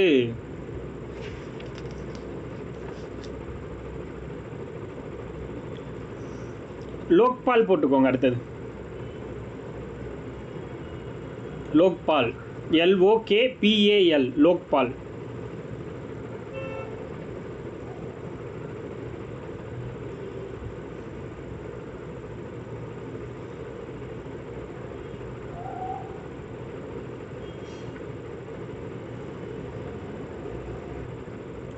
இந்த லோக்பால் எதுக்காக அப்படின்னா, பிரைம் மினிஸ்டரை கூட விசாரிக்கிறதுக்கான அதிகாரம் இந்த லோக்பாலுக்கு இருக்குது. புரியுதா? பிரதமரோ இல்லை central ministers, prime minister, central ministers, இந்த மாதிரி சென்ட்ரல் கவர்மெண்ட்டில் ஹை லெவலில் இருக்கக்கூடிய ஆஃபீஸர்ஸ் இருப்பாங்க இல்லையா, இவங்களுடைய கரப்ஷன் கேஸ் எல்லாம் விசாரிக்கிறது தான் லோக்பால். புரியுதா? Prime minister, central ministers and high level officers, இவங்களுடைய கரப்ஷன் விசாரிக்கிறது தான் இவங்களோட முக்கியமான வேலை, லோக்பாலோட முக்கியமான வேலை. புரியுதா? பிரதமர், மத்திய அமைச்சர்கள் மற்றும் மத்திய உயர் அதிகாரிகள் ஆகியோரின் ஊழல் புகாரை விசாரிக்கக்கூடிய ஒரு அமைப்பு தான் லோக்பால் அப்படின்னு சொல்கிறாங்க. ஃபஸ்ட்டு அதை எழுதிக்கோங்க, ஒரு டெஃபினிஷன் மாதிரி.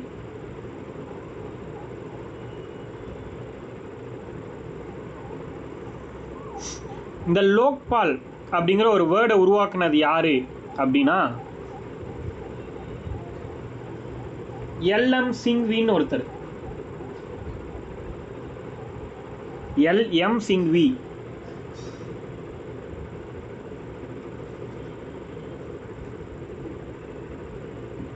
இவர் தான் லோக்பாலுங்கிற வார்த்தையை உருவாக்குனார். அதுக்கு என்ன மீனிங் அப்படின்னா, தமிழில் மக்கள் காவலன்.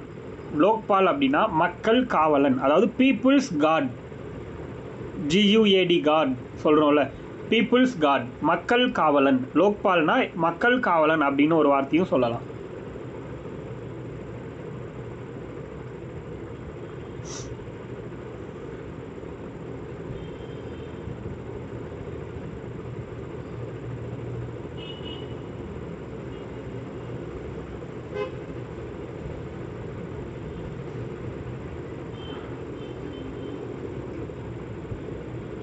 இந்த லோக்பால் வந்து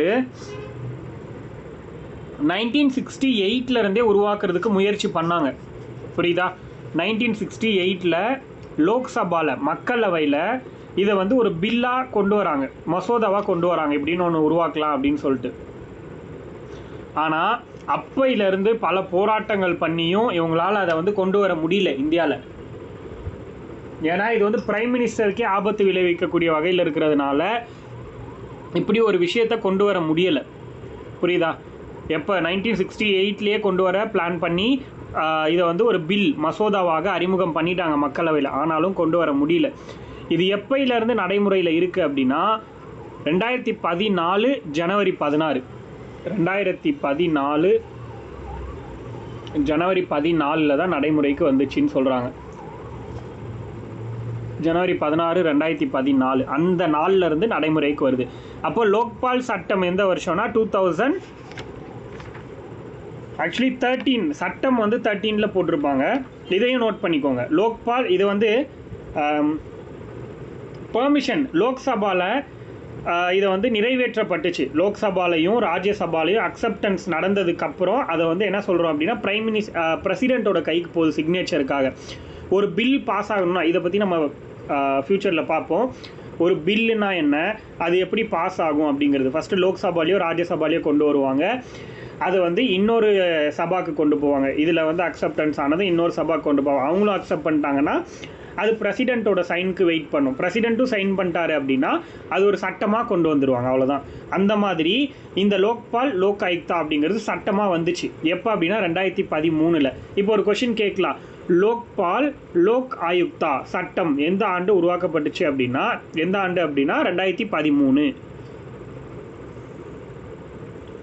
Lok Ayukta act, Lokpal and Lok Ayukta act அப்படின்னு கேட்டாங்கன்னா 2013, 2013 இந்த சட்டம் வந்திருக்கு. Lokpal and Lok Ayukta act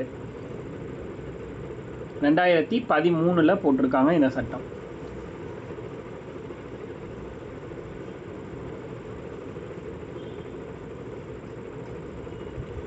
Lokpal and Lok Ayukta act அப்படிங்கிறது 2013 வந்திருக்கு. ப்ளஸ் 2014 லோக்பால் அப்படிங்கிறது நடைமுறைக்கு வந்திருக்கு, அதையும் தெரிஞ்சுக்கோங்க.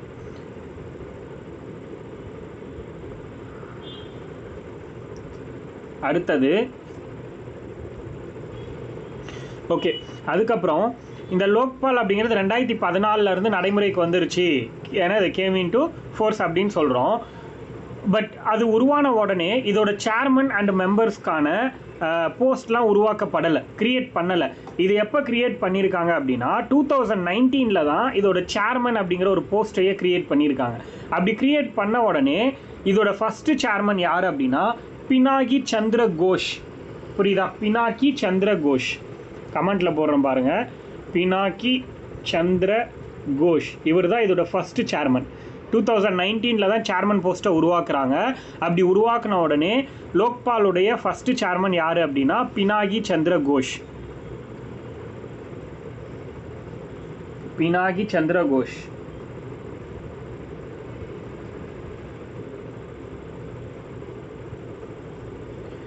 பிரசன்ட் சேர்மன் யாருன்னு தெரிஞ்சுக்கணும். தற்போதைய தலைவர், முதல் தலைவர் பினாகி சந்திர கோஷ். ஆனால் லோக்பாலோட இப்போ இருக்கக்கூடிய தற்போதைய தலைவர் யாருன்னா ஸ்ரீ ஜஸ்டிஸ். இவரும் இதில் எல்லாருமே நீதிபதிகள் தான், முன்னாள் நீதிபதிகளை தான் நியமிப்பாங்க. பினாகி சந்திர கோஷும் ஜஸ்டிஸ் தான். ஸ்ரீ ஜஸ்டிஸ் அஜய் மாணிக்ராவ். அஜய் கமெண்ட்டில் போடுறேன், அஜய் மாணிக்ராவ் கான்வில்கர்.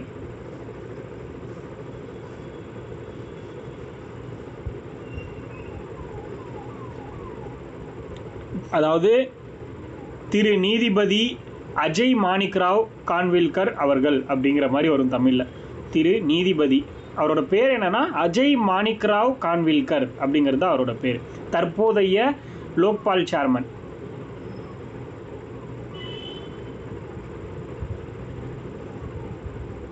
Present Lokpal chairman.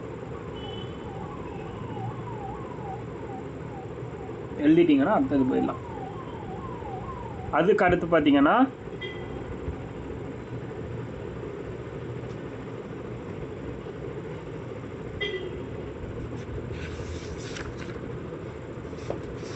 இதோட காம்போசிஷன். அடுத்தது இதோட காம்போசிஷன், லோக்பாலோட அமைப்பு. லோக்பாலோட அமைப்பு காம்போசிஷன் அப்படின்னா 1+8, அதாவது ஒரு சேர்மன் 8 மெம்பர்ஸ் இருப்பாங்க.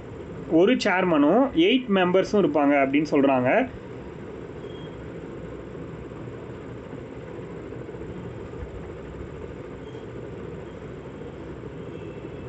ஓகேவா? ஒரு சேர்மன் 8 மெம்பர்ஸ் இருப்பாங்க மொத்தமாக லோக்பாலில். இந்த சேர்மன் அண்ட் 8 மெம்பர்ஸ் இவங்க எல்லாரையும் தேர்ந்தெடுக்கக்கூடிய கமிட்டின்னு ஒன்று இருக்குது, அது பார்க்கலாம். எப்பயுமே பார்ப்போம்ல, அதே தான். தலைவர் மற்றும் உறுப்பினர்களை தேர்வு செய்யும் குழு, இவங்களை தேர்ந்தெடுக்கிறதுக்கும் ஒரு கமிட்டி இருக்குது. இங்கே வந்து வழக்கமாக இருக்கிற 3 பேர் கிடையாது, இங்கே 5 பேர் இருக்காங்க. இந்த கமிட்டியில் வந்து 5 மெம்பர்ஸ் இருப்பாங்க மொத்தம்.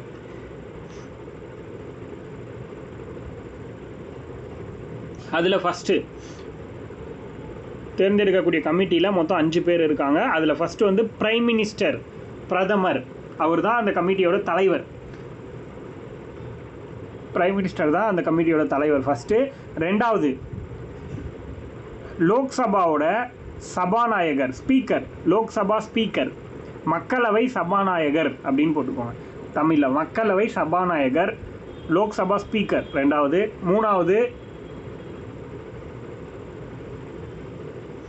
மூணாவது மக்களவை எதிர்க்கட்சி தலைவர், மக்களவை எதிர்க்கட்சி தலைவர், அதாவது leader of opposition of the Lok Sabha, leader of opposition of the Lok Sabha.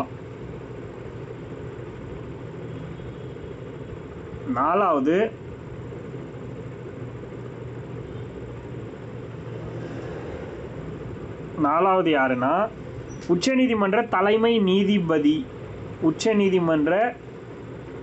அதாவது உச்சநீதிமன்ற தலைமை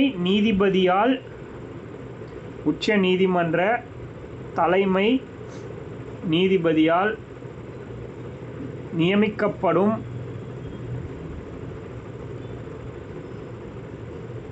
உச்சநீதிமன்ற தலைமை நீதிபதியால் நியமிக்கப்படும் உச்சநீதிமன்ற நீதிபதி ஒருவர். புரியுதா?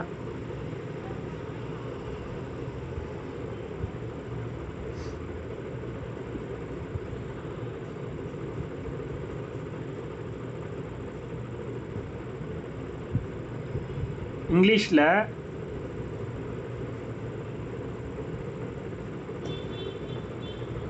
a Supreme Court judge appointed, a Supreme Court judge appointed, a Supreme Court judge appointed by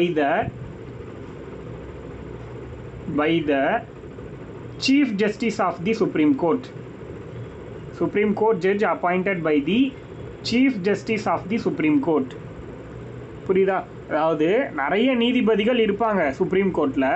அதோட தலைமை நீதிபதி இருப்பார் இல்லையா, அவர், அதாவது சீஃப் ஜஸ்டிஸ், அவர் வந்து என்ன பண்ணுவார், யாராவது ஒரு நீதிபதியை இந்த டீமில் வந்து சஜஸ்ட் பண்ணுவார். அவங்க வந்து இந்த டீம் கூட சேர்ந்து அந்த செலெக்ஷன் ஒர்க் வந்து பார்க்கலாம் அப்படின்னு சொல்கிறாங்க. அதுக்கடுத்து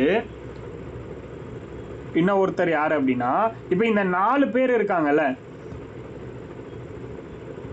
இந்த 4 பேரும் சேர்ந்து ஒரு சட்ட வல்லுநரை வந்து தேர்ந்தெடுப்பாங்க. அவங்க தான் 5ஆவதாக இருக்கக்கூடிய நபர். லீகல் எக்ஸ்பர்ட், சட்ட வல்லுனர். சட்டத்தில் வல்லுநராக திகழக்கூடிய ஒரு நபரை வந்து 5ஆவது ஆளாக இந்த 4 பேரும் சேர்ந்து உள்ளே கொண்டு வருவாங்க. இந்த 5 பேரும் சேர்ந்து தான் இதோட சேர்மன் அண்ட் மெம்பர்ஸை வந்து தேர்ந்தெடுப்பாங்க. புரியுதா? அவ்வளோதான். இப்போது இந்த இவங்க தேர்ந்தெடுக்கக்கூடிய அந்த 8+1 ஒரு தலைவர், 8 மெம்பர்ஸ் இருப்பாங்கள்ல, இவங்க எல்லாரையும் பிரசிடெண்ட் வந்து அப்பாயிண்ட் பண்ணுவார். குடியரசுத் தலைவரால் என்ன அப்பாயிண்ட் செய்யப்படுவாங்க அப்படிங்கிறதையும் சொல்கிறாங்க.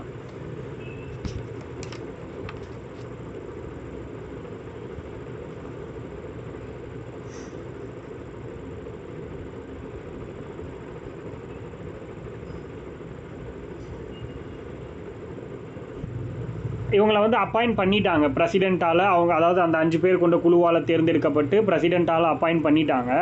இப்போது இவங்களுடைய டென்யூர், பதவிக்காலம் எப்போ வரைக்கும் அப்படின்னா 5 இயர்ஸ்.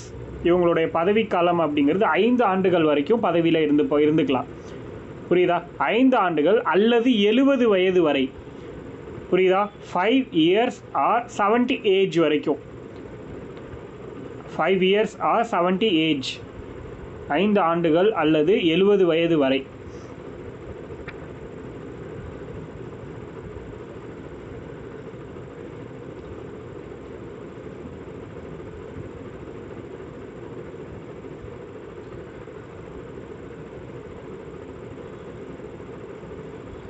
அதே மாதிரி இவங்களை டிஸ்மிஸல் பண்ண முடியுமானா முடியும். பிரசிடென்ட் நினச்சா இவங்களை வந்து பதவி நீக்கம் பண்ண முடியும் அப்படின்னு சொல்கிறாங்க.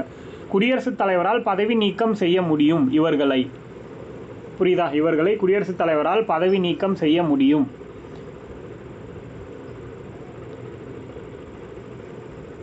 டிஸ்மிசல் ரைட்ஸ் அப்படிங்கிறது பிரசிடென்ட்டுக்கு இருக்குது இவங்களை அப்படிங்கிறத சொல்கிறாங்க. அதே மாதிரி இவங்களுக்கான சம்பளமும் அலோவன்சஸ், சேலரிஸ் அண்ட் அலோவன்சஸ் எப்படி கிடைக்கும், ஊதியம் மற்றும் சலுகை. அப்படிங்கிறத போட்டுக்கோங்க.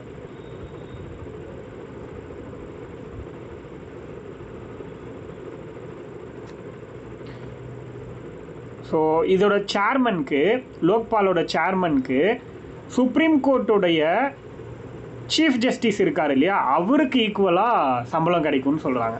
சுப்ரீம் கோர்ட்டோட சீஃப் ஜஸ்டிஸ், அதாவது உச்ச நீதிமன்ற தலைமை நீதிபதிக்கு இணையான ஊதியம் கிடைக்கும்னு சொல்கிறாங்க. உச்ச நீதிமன்ற தலைமை நீதிபதிக்கு இணையான ஊதியம் யாருக்கு கிடைக்கும்னு சொல்கிறாங்க அப்படின்னா இந்த லோக்பாலுடைய சேர்மனுக்கு கிடைக்கும் அப்படின்னு சொல்கிறாங்க.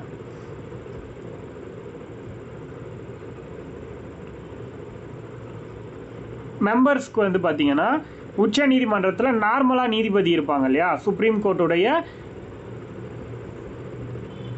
ஸோ இந்த நீதிபதி இணையான ஊதியம் அவங்களுக்கு கிடைக்குன்ற மாதிரி சொல்கிறாங்க. தலைவருக்கு வந்து ஜட்ஜோடைய, அதாவது சீஃப் ஜஸ்டிஸோட ஊதியமும், மெம்பர்ஸ்க்கு வந்து நார்மலாக இருக்கக்கூடிய ஜட்ஜஸோடைய சம்பளமும் கிடைக்கும் அப்படிங்கிறத சொல்கிறாங்க.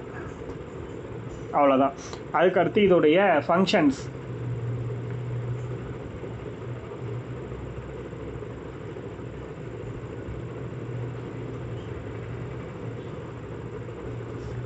இதோட ஃபங்க்ஷன்ஸ்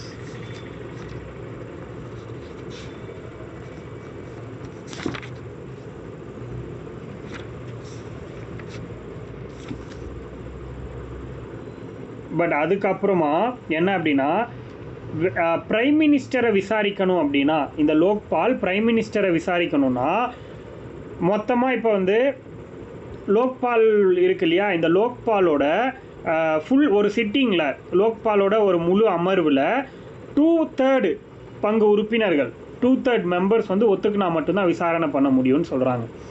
புரியுதா? இப்போ வந்து எக்ஸாம்பிளுக்கு 8 பேர் இருக்காங்க மெம்பர்ஸு, தலைவர் ஒருத்தர், 9 பேர் மொத்தமாக இருக்காங்க லோக்பாலில். இதில் 2/3 அப்படின்னா என்னது, 2/3 அப்படின்னு சொல்கிறோம், 2/3. அதாவது 3 பேரில் 2 பேர் அக்செப்ட் பண்ணிக்கிட்டால் மட்டும்தான் பிரைம் மினிஸ்டரை விசாரணை பண்ண முடியும்னு சொல்கிறாங்க. அதை மட்டும் நோட் பண்ணிக்கோங்க.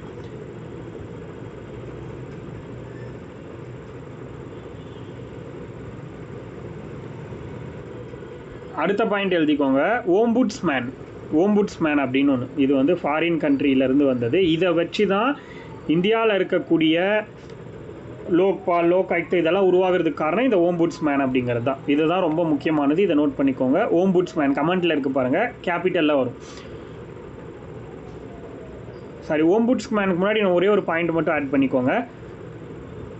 என்ன அப்படின்னா, ஒரு வருஷத்துக்கு இப்போ ஒரு ஏதோ ஒரு என்ஜிஓ வச்சுருக்காங்க, அது மாதிரி இல்லை வேறு ஏதாவது ஒரு கம்பெனி வச்சுருக்காங்க, இல்லை ஒரு பொலிட்டிக்கல் பார்ட்டி, இந்த மாதிரி ஏதோ ஒன்று இருக்குது அப்படின்னா ஒரு வருஷத்துக்கு 10 லட்ச ரூபாய்க்கு மேலே ஃபாரின் கண்ட்ரியில் இருந்து நன்கொடை வாங்குறாங்க அப்படின்னா அவங்கள விசாரிக்கிறதுக்கு அதிகாரம் இருக்குது இவங்களுக்கு. புரியுதா? அவங்கள விசாரிக்கிறதுக்கு எந்த ஒரு தடங்களும் கிடையாது. புரியுதா?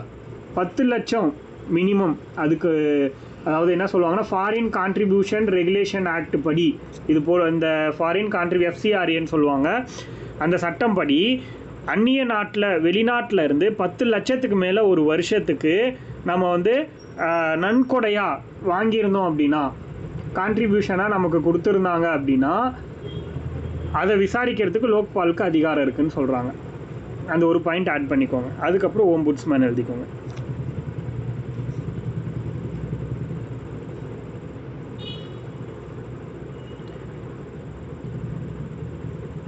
ஓம்புட்ஸ்மேனா தமிழில் வந்து மக்கள் குறை தீர்ப்பாளர், தமிழில் எழுதிக்கோங்க, இங்கிலீஷில் எழுதிக்கோங்க.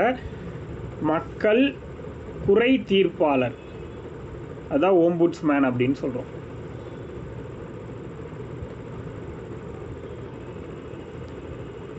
மக்கள் குறை தீர்ப்பாளர் கமெண்ட்டில் இருக்குது. இதை வந்து ஃபஸ்ட்டு உருவாக்குனது யாருன்னா ஸ்வீடன். ஸ்வீடனுங்கிற கண்ட்ரி தான் இந்த ஓம்புட்ஸ்மேனை உருவாக்கியிருக்காங்க.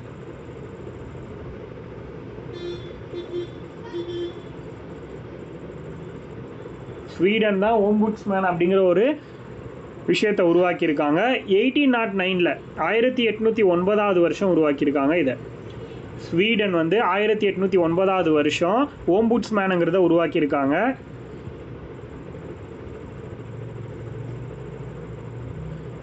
ஓம்புட்ஸ்மேனை உருவாக்கின ஃபர்ஸ்ட் கண்ட்ரி எது அப்படின்னு கேட்டால் ஸ்வீடன் 1809. அதே மாதிரி இன்னொரு கேள்வியும் கேட்கலாம், ஓம்புட்ஸ்மேனை ஃபஸ்ட்டு உருவாக்குன காமன்வெல்த் கண்ட்ரி எதுன்னு கேட்கலாம். காமன்வெல்த் கண்ட்ரி அப்படின்னா காமன்வெல்த் நாடு அது வந்து பார்த்திங்கன்னா நியூசிலாந்து. காமன்வெல்த் கண்ட்ரி எது அப்படின்னா நியூசிலாந்து. ஃபஸ்ட்டு உருவாக்குன காமன்வெல்த் கண்ட்ரி எது அப்படின்னா நியூசிலாந்து. புரியுதா? ஃபஸ்ட்டு உருவாக்குனது நார்மலாக கேட்டால் ஸ்வீடன் தான். 1809 வருஷத்தில் உருவாக்குனாங்க. அதே மாதிரி முதல்ல உருவாக்குன காமன்வெல்த் நாடு எது அப்படின்னு கேட்டாங்கன்னா அதுக்கு வந்து பார்த்திங்கன்னா நியூசிலாந்து அப்படிங்கிறத எழுத தெரியணும். இதை வந்து முன்னுதாரணமாக வச்சு தான் இந்தியாவில் லோக்பால் அப்படின்னு ஒன்று உருவாச்சு அப்படிங்கிறதையும் நமக்கு சொல்கிறாங்க. இப்போது லோக்பால்னா என்னது? சென்ட்ரல் கவர்மெண்ட்டில் இருக்கிற முக்கிய தலைகள் எல்லாரையும் விசாரிக்கிறது தான் லோக்பால். புரியுதா? லைக் வந்து prime minister, central minister, central லெவலில் இருக்கிற பெரிய பெரிய ஆஃபீஸர்ஸ்ன்னு பார்த்தோமா, பாராளுமன்ற உறுப்பினர்கள் இவங்க எல்லாரும். அதே மாதிரி லோக் ஆயுக்தானா என்னென்னா ஸ்டேட் கவர்மெண்ட்டில் இருக்கிற முதலமைச்சர், சீஃப் மினிஸ்டர், அதுக்கப்புறம் வந்து ஸ்டேட் மினிஸ்டர்ஸு, அதுக்கடுத்து வந்து என்னது அசம்பிளி மெம்பர்ஸு, ப்ளஸ் வந்து கவர்மெண்ட் ஸ்டேட் கவர்மெண்ட்டில் இருக்கிற ஹையர் அஃபீஷியல்ஸ் இவங்களெல்லாம் விசாரிக்கிறது. புரியுதா? இதுதான் லோக் ஆயுக்தா. லோக்பால்னா சென்ட்ரல் கவர்மெண்ட்டில் இருக்கிற முக்கிய புள்ளிகளை விசாரிக்கிறது, லோக் ஆயுக்தானா ஸ்டேட் கவர்மெண்ட்டில் இருக்கிற முக்கிய புள்ளிகளை விசாரிக்கிறது அப்படிங்கிறது தெரிஞ்சால் போதும். அப்போது லோக் ஆயுக்தானா என்னது? முதலமைச்சர், அமைச்சர், சட்டமன்ற உறுப்பினர் இவங்க எல்லாரையும் விசாரிக்கிறதுக்காக லோக் ஆயுக்தான்னு ஒன்று உருவாக்கியிருக்காங்க. இதை ஃபஸ்ட்டு எழுதிக்கோங்க, ஒரு சின்ன டைட்டில். இப்போது இந்த லோக் ஆயுக்தா அப்படிங்கிறது 2013 உருவாச்சு காமனா அப்படிங்கிறத வந்து நமக்கு தெரியும். ப்ளஸ் இது வந்து உருவாகிறதுக்கு காரணம் யார் அப்படின்னா 1966 வருஷத்தில் 1966 அட்மினிஸ்ட்ரேட்டிவ் ரீஃபார்ம் கமிட்டி 1 அப்படிங்கிற ஒரு கமிட்டி, முதலாவது நிர்வாக சீர்திருத்த ஆணையம் 1966 போட்டிருப்பாங்க. முதலாவது நிர்வாக சீர்திருத்த ஆணையம் அப்படின்னு ஒரு கமிஷன் மொரார்ஜி தேசாயோட பீரியடில் இதை போட்டிருப்பாங்க. 1966 முதலாவது நிர்வாக சீர்திருத்த ஆணையம் அட்மினிஸ்ட்ரேட்டிவ் ரீஃபார்ம்ஸ் கமிட்டி 1966 கமெண்ட்டில் இருக்குது. அதோடைய ரெக்கமெண்டேஷன், அந்த கமிட்டியுடைய ரெக்கமெண்டேஷன் அண்ட் என்னது அதோட பரிந்துரைப்படி உருவாக்கப்பட்ட ஒரு அமைப்பு தான் லோக் ஆயுக்தா அப்படின்னு சொல்கிறாங்க. இது வந்து ஒவ்வொரு ஸ்டேட்லேயும் இருக்கணும் அப்படிங்கிறதையும் சொல்கிறாங்க.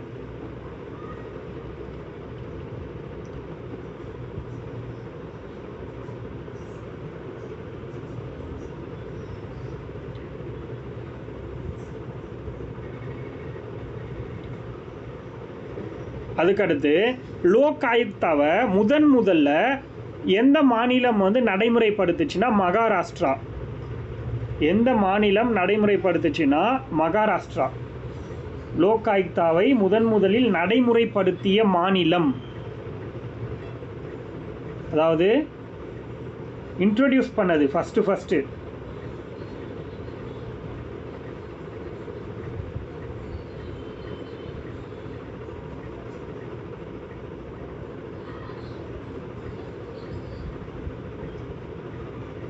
இம்ப்ளிமெண்ட் பண்ணிட்டாங்க. அதாவது லோக் ஆயுக்தாங்கிற ஒரு விஷயத்தை ஃபஸ்ட்டு மகாராஷ்டிராவில் தான் இம்ப்ளிமெண்ட் பண்ணியிருக்காங்க. எந்த வருஷம்னா 1971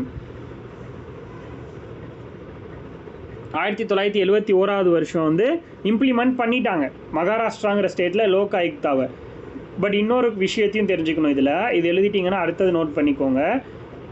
முதல்ல லோக் ஆயுக்தாவை நடைமுறைப்படுத்தின மாநிலம், அதாவது இம்ப்ளிமெண்ட் பண்ணது மகாராஷ்டிரான்னு பார்த்தோம். ஆனால் ஃபஸ்ட்டு லோக் ஆயுக்தாவோட மசோதாவை தாக்கல் செய்த மாநிலம் ஒரிஷா. புரியுதா? லோக் ஆயுக்தாக்கான பில் பாஸ் பண்ணது ஒரிஷா. நல்லா புரிஞ்சுக்கோங்க, பில்லை பாஸ் பண்ணது, மசோதா தாக்கல் பண்ணது ஒரிஷா. முதலில் லோக் ஆயுக்தா பில் வந்து பாஸ் பண்ணது யார் அப்படின்னா ஒரிஷா. மசோதா தாக்கல் பண்ணது ஒரிஷா. 1970 வருஷத்திலே தாக்கல் பண்ணிட்டாங்க.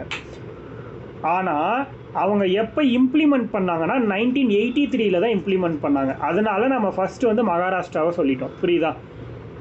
இந்த பாயிண்ட் எழுதிக்கோங்க. முதல்ல லோக் ஆயுக்தாவை நடைமுறைப்படுத்தினது இம்ப்ளிமெண்ட் பண்ண ஸ்டேட் எதுனா மகாராஷ்டிரா 1971. அதே மாதிரி முதல் லோக் ஆயுக்தாவுடைய மசோதாவை தாக்கல் பண்ணது ஒரிஷா 1970. புரியுதா? பில்லை வந்து பாஸ் பண்ணது ஒரிஷா 1970. பட் ஆனால் 1983 தான் இதை வந்து இம்ப்ளிமெண்ட் பண்ணியிருக்காங்க ஒரிஷாவில். அதனால் அது வந்து லேட்டர் தான் வரும்.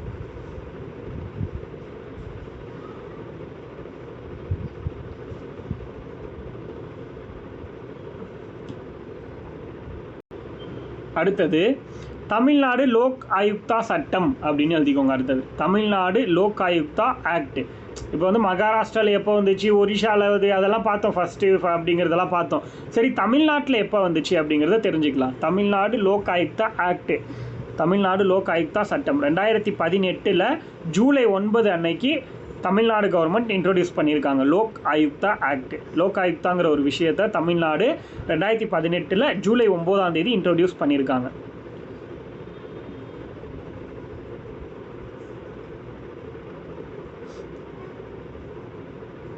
இதோடைய காம்போசிஷன் பொறுத்த வரைக்கும் தமிழ்நாட்டில் இருக்கிற லோக் ஆயுக்தாவுடைய காம்போசிஷன், அதாவது அமைப்பு அப்படின்னா, ஒரு தலைவர் 4 உறுப்பினர்கள்,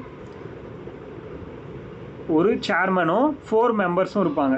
தமிழ்நாடு லோக் ஆயுக்தாவில் ஒரு சேர்மன் அண்ட் 4 மெம்பர்ஸ் வந்து இருப்பாங்க அப்படின்னு சொல்கிறாங்க.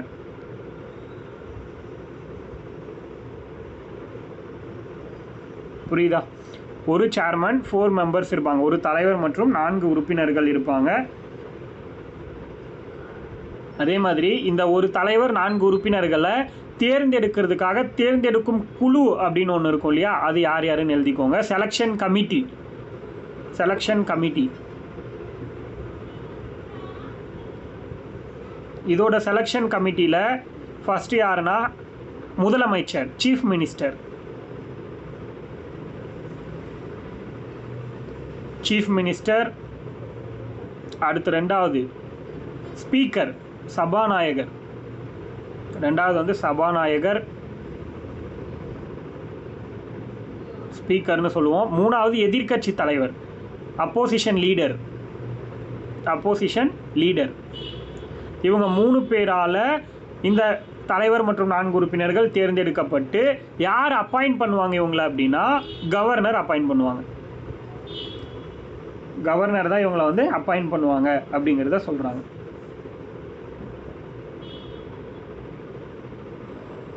இது வரைக்கும் எழுதியாச்சா?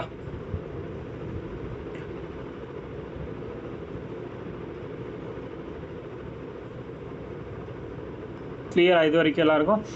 அடுத்தது இவங்களோட டென்யூர், பதவிக்காலம். இவங்களோட டென்யூர் அப்படின்னு பார்த்தோம்னா 5 years or 65 age. 5 years or 65 age. 5 ஆண்டுகள் அல்லது 65 வயது வரை. 5 ஆண்டுகள் அல்லது 65 வயதுகள் வரை.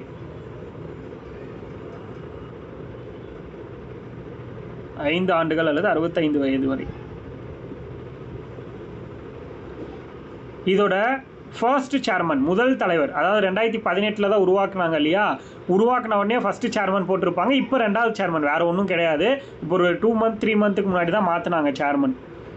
ஓகேவா? ஸோ ஃபர்ஸ்ட் சேர்மன் அப்படின்னா 2018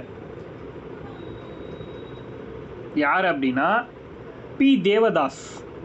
இவர் தான் ஃபர்ஸ்ட் சேர்மன். தமிழ்நாடு லோக் ஆயுக்தாவோட ஃபர்ஸ்ட் சேர்மன், முதல் தலைவர் யாருன்னா பி தேவதாஸ்.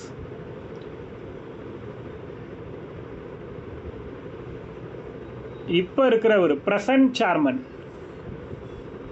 தற்போதைய தலைவர் யார் அப்படின்னா பி ராஜமாணிக்கம். கமெண்ட்ல இருக்கு பாருங்க, பி ராஜமாணிக்கம்.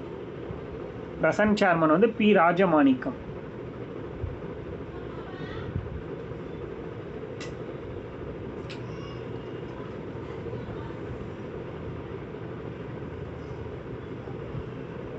அதுக்கடுத்து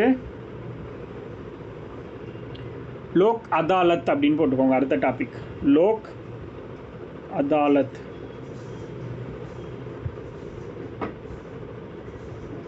லோக் அதாலத் அப்படின்னா என்னன்னா பீப்புள்ஸ் கோர்ட் அப்படின்னு சொல்லுவாங்க, மக்கள் நீதிமன்றம். கமெண்ட்ல இருக்கு பாருங்க, லோக் அதாலத் அப்படின்னா என்னன்னா மக்கள் நீதிமன்றம் அப்படின்னு சொல்லுவாங்க. இங்கிலீஷ்ல people's court, people court. People's வராதுன்னு நினைக்கிறேன். பீப்புள் கோர்ட், மக்கள் நீதிமன்றம். லோக் அதாலத் அப்படின்னா, அதாவது இது எதுக்காக அப்படின்னா, இப்போ வந்து ஃபேமிலியில் சின்ன சின்ன பிரச்சனை இருக்கும்ல, அண்ணன் தம்பி பிரச்சனை, சொத்து பிரச்சனை, இது மாதிரியான திருமணம் சம்மந்தமான பிரச்சனை, இந்த மாதிரி விஷயத்தெல்லாம் தீர்த்து வைக்கிறதுக்காக இதை கொண்டு வந்திருக்காங்க. இப்போ அந்த மாதிரி பிரச்சனைக்கெலாம் கோர்ட்டுன்னு போனால் என்ன ஆகும், மாத கணக்கில் வருஷ கணக்கில் இழுத்தடிப்பாங்க இல்லையா. ஸோ இதில் என்ன பண்ணுவாங்கன்னா, இந்த லோக் அதாலத்தில் மெயினாக ரிட்டையர்டான சீஃப் ஜஸ்டிஸ் எல்லாம் இருப்பாங்க, ஜஸ்டிஸில் நீதிபதிகள்லாம் இருப்பாங்கல்ல, ரிட்டையர்ட் ஆனவங்க, இவங்கெல்லாம் ஒன்று சேர்ந்து இதில் வந்து தலைவர், உறுப்பினர்கள் அப்படின்னு இருப்பாங்க. இவங்கெல்லாம் சேர்ந்து அந்த சின்ன சின்ன பிரச்சனைகளை தீர்த்து வச்சுருவாங்க, உடனடியாக தீர்வு கிடைச்சிடும். அதுக்காக தான் லோக் அதாலத்துன்னு வச்சுருக்காங்க. அது மக்கள் நீதிமன்றம்னு பேர் வந்ததுக்கு காரணமும் அதுதான். ஓகேவா. ஏழைகளுக்கு வந்து ரொம்ப குயிக்காக பண்ணி கொடுக்கறதுக்காக, ஏழைகளுக்கு விரைவாகவும் செலவே இல்லாமையும் நீதி கிடைக்கிறதுக்காக இது உருவாக்கியிருக்காங்க. முக்கியமான ரீசன் என்ன, நீதிமன்றத்தில் கோர்ட்டில் வந்து அதிகமான கேஸ் வந்து தேங்கி நிற்கிது இல்லையா, சால்வ் ஆகாத கேஸ், அதெல்லாம் குறைக்கிறதுக்காகவும் ரொம்ப வருஷமாக சால்வ் ஆகாமல் இருக்கிற கேஸ் எல்லாத்தையும் ஈஸியாக சால்வ் பண்ணுறதுக்காகவும் இதை கொண்டு வந்திருக்காங்க. இதை ஃபஸ்ட்டு இன்ட்ரோடியூஸ் பண்ணது, இம்ப்ளிமெண்ட் பண்ண ஸ்டேட் எது அப்படின்னா குஜராத். இந்தியாவில் லோக் அதாலத்துங்கிறத ஃபஸ்ட்டு நடத்தி காட்டின ஸ்டேட் எதுனா குஜராத். குஜராத்தில் ஜுனாகத் அப்படிங்கிற ஒரு ஊர், குஜராத்தில் ஜுனாகத்துங்கிற ஊர் தான் ஃபஸ்ட்டு இந்தியாவிலேயே மக்கள் நீதிமன்றம்னு சொல்கிற லோக் அதாலத்தை வந்து இன்ட்ரோடியூஸ் பண்ணியிருக்காங்க. குஜராத்தில் இருக்கக்கூடிய ஜுனாகத். ஜுனாகத் ஸ்பெல்லிங் கமெண்ட்டில் போடுறேன் பாருங்கள்.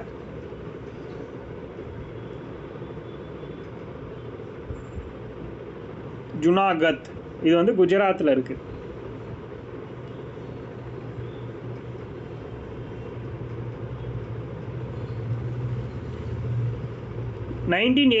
மார்ச் மாதம் இது வந்து நடந்திருக்கு. 1982 மார்ச் மாதம் தான் ஃபஸ்ட்டு இந்த ஜுனாகத் அப்படிங்கிற இடத்துல லோக் அதாலத் மக்கள் நீதிமன்றம்ங்கிறது உருவாக்கப்பட்டிருக்குங்கிறத சொல்கிறாங்க.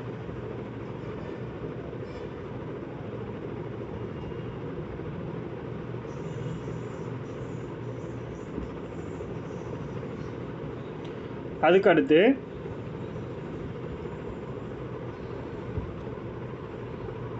இது வந்து எந்த ஆக்ட் கீழே வந்து ரன் ஆகுது அப்படின்னா லீகல் சர்வீசஸ் அத்தாரிட்டிஸ் ஆக்ட் அப்படின்னு சொல்கிற ஒரு சட்டத்துக்கு கீழே தான் இதை வந்து உருவாக்கியிருக்கிறதா சொல்கிறாங்க. Legal services authorities act.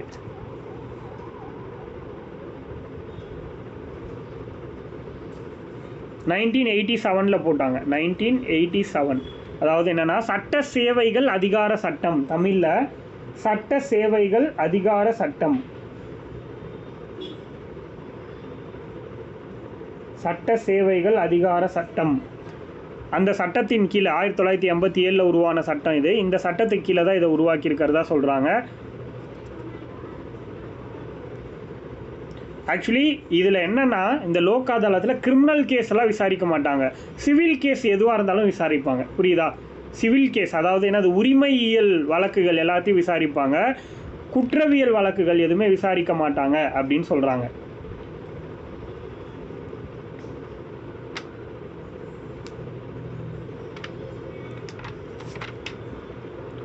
Okay, இந்த லோக் அதாலத்தில் விசாரிக்கிறவங்க யார் யாருன்னா ஒரு 3 பேர்.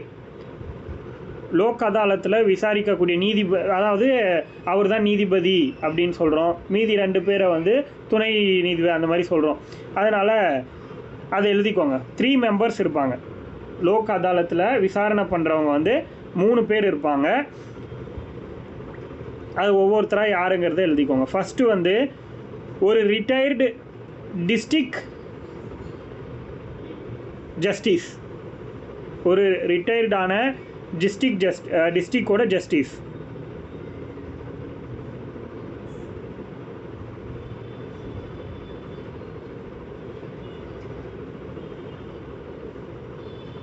ரிட்டையர்ட் அதாவது ஓய்வு பெற்ற மாவட்ட நீதிபதி.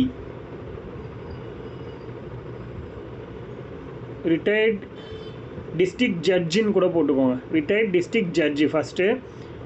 ரெண்டாவது சமூக ஆர்வலர்னு ஒருத்தர், சமூக ஆர்வலர், சோஷியல் ஆக்டிவிஸ்ட்னு சொல்கிறோம்ல, சமூக ஆர்வலர்.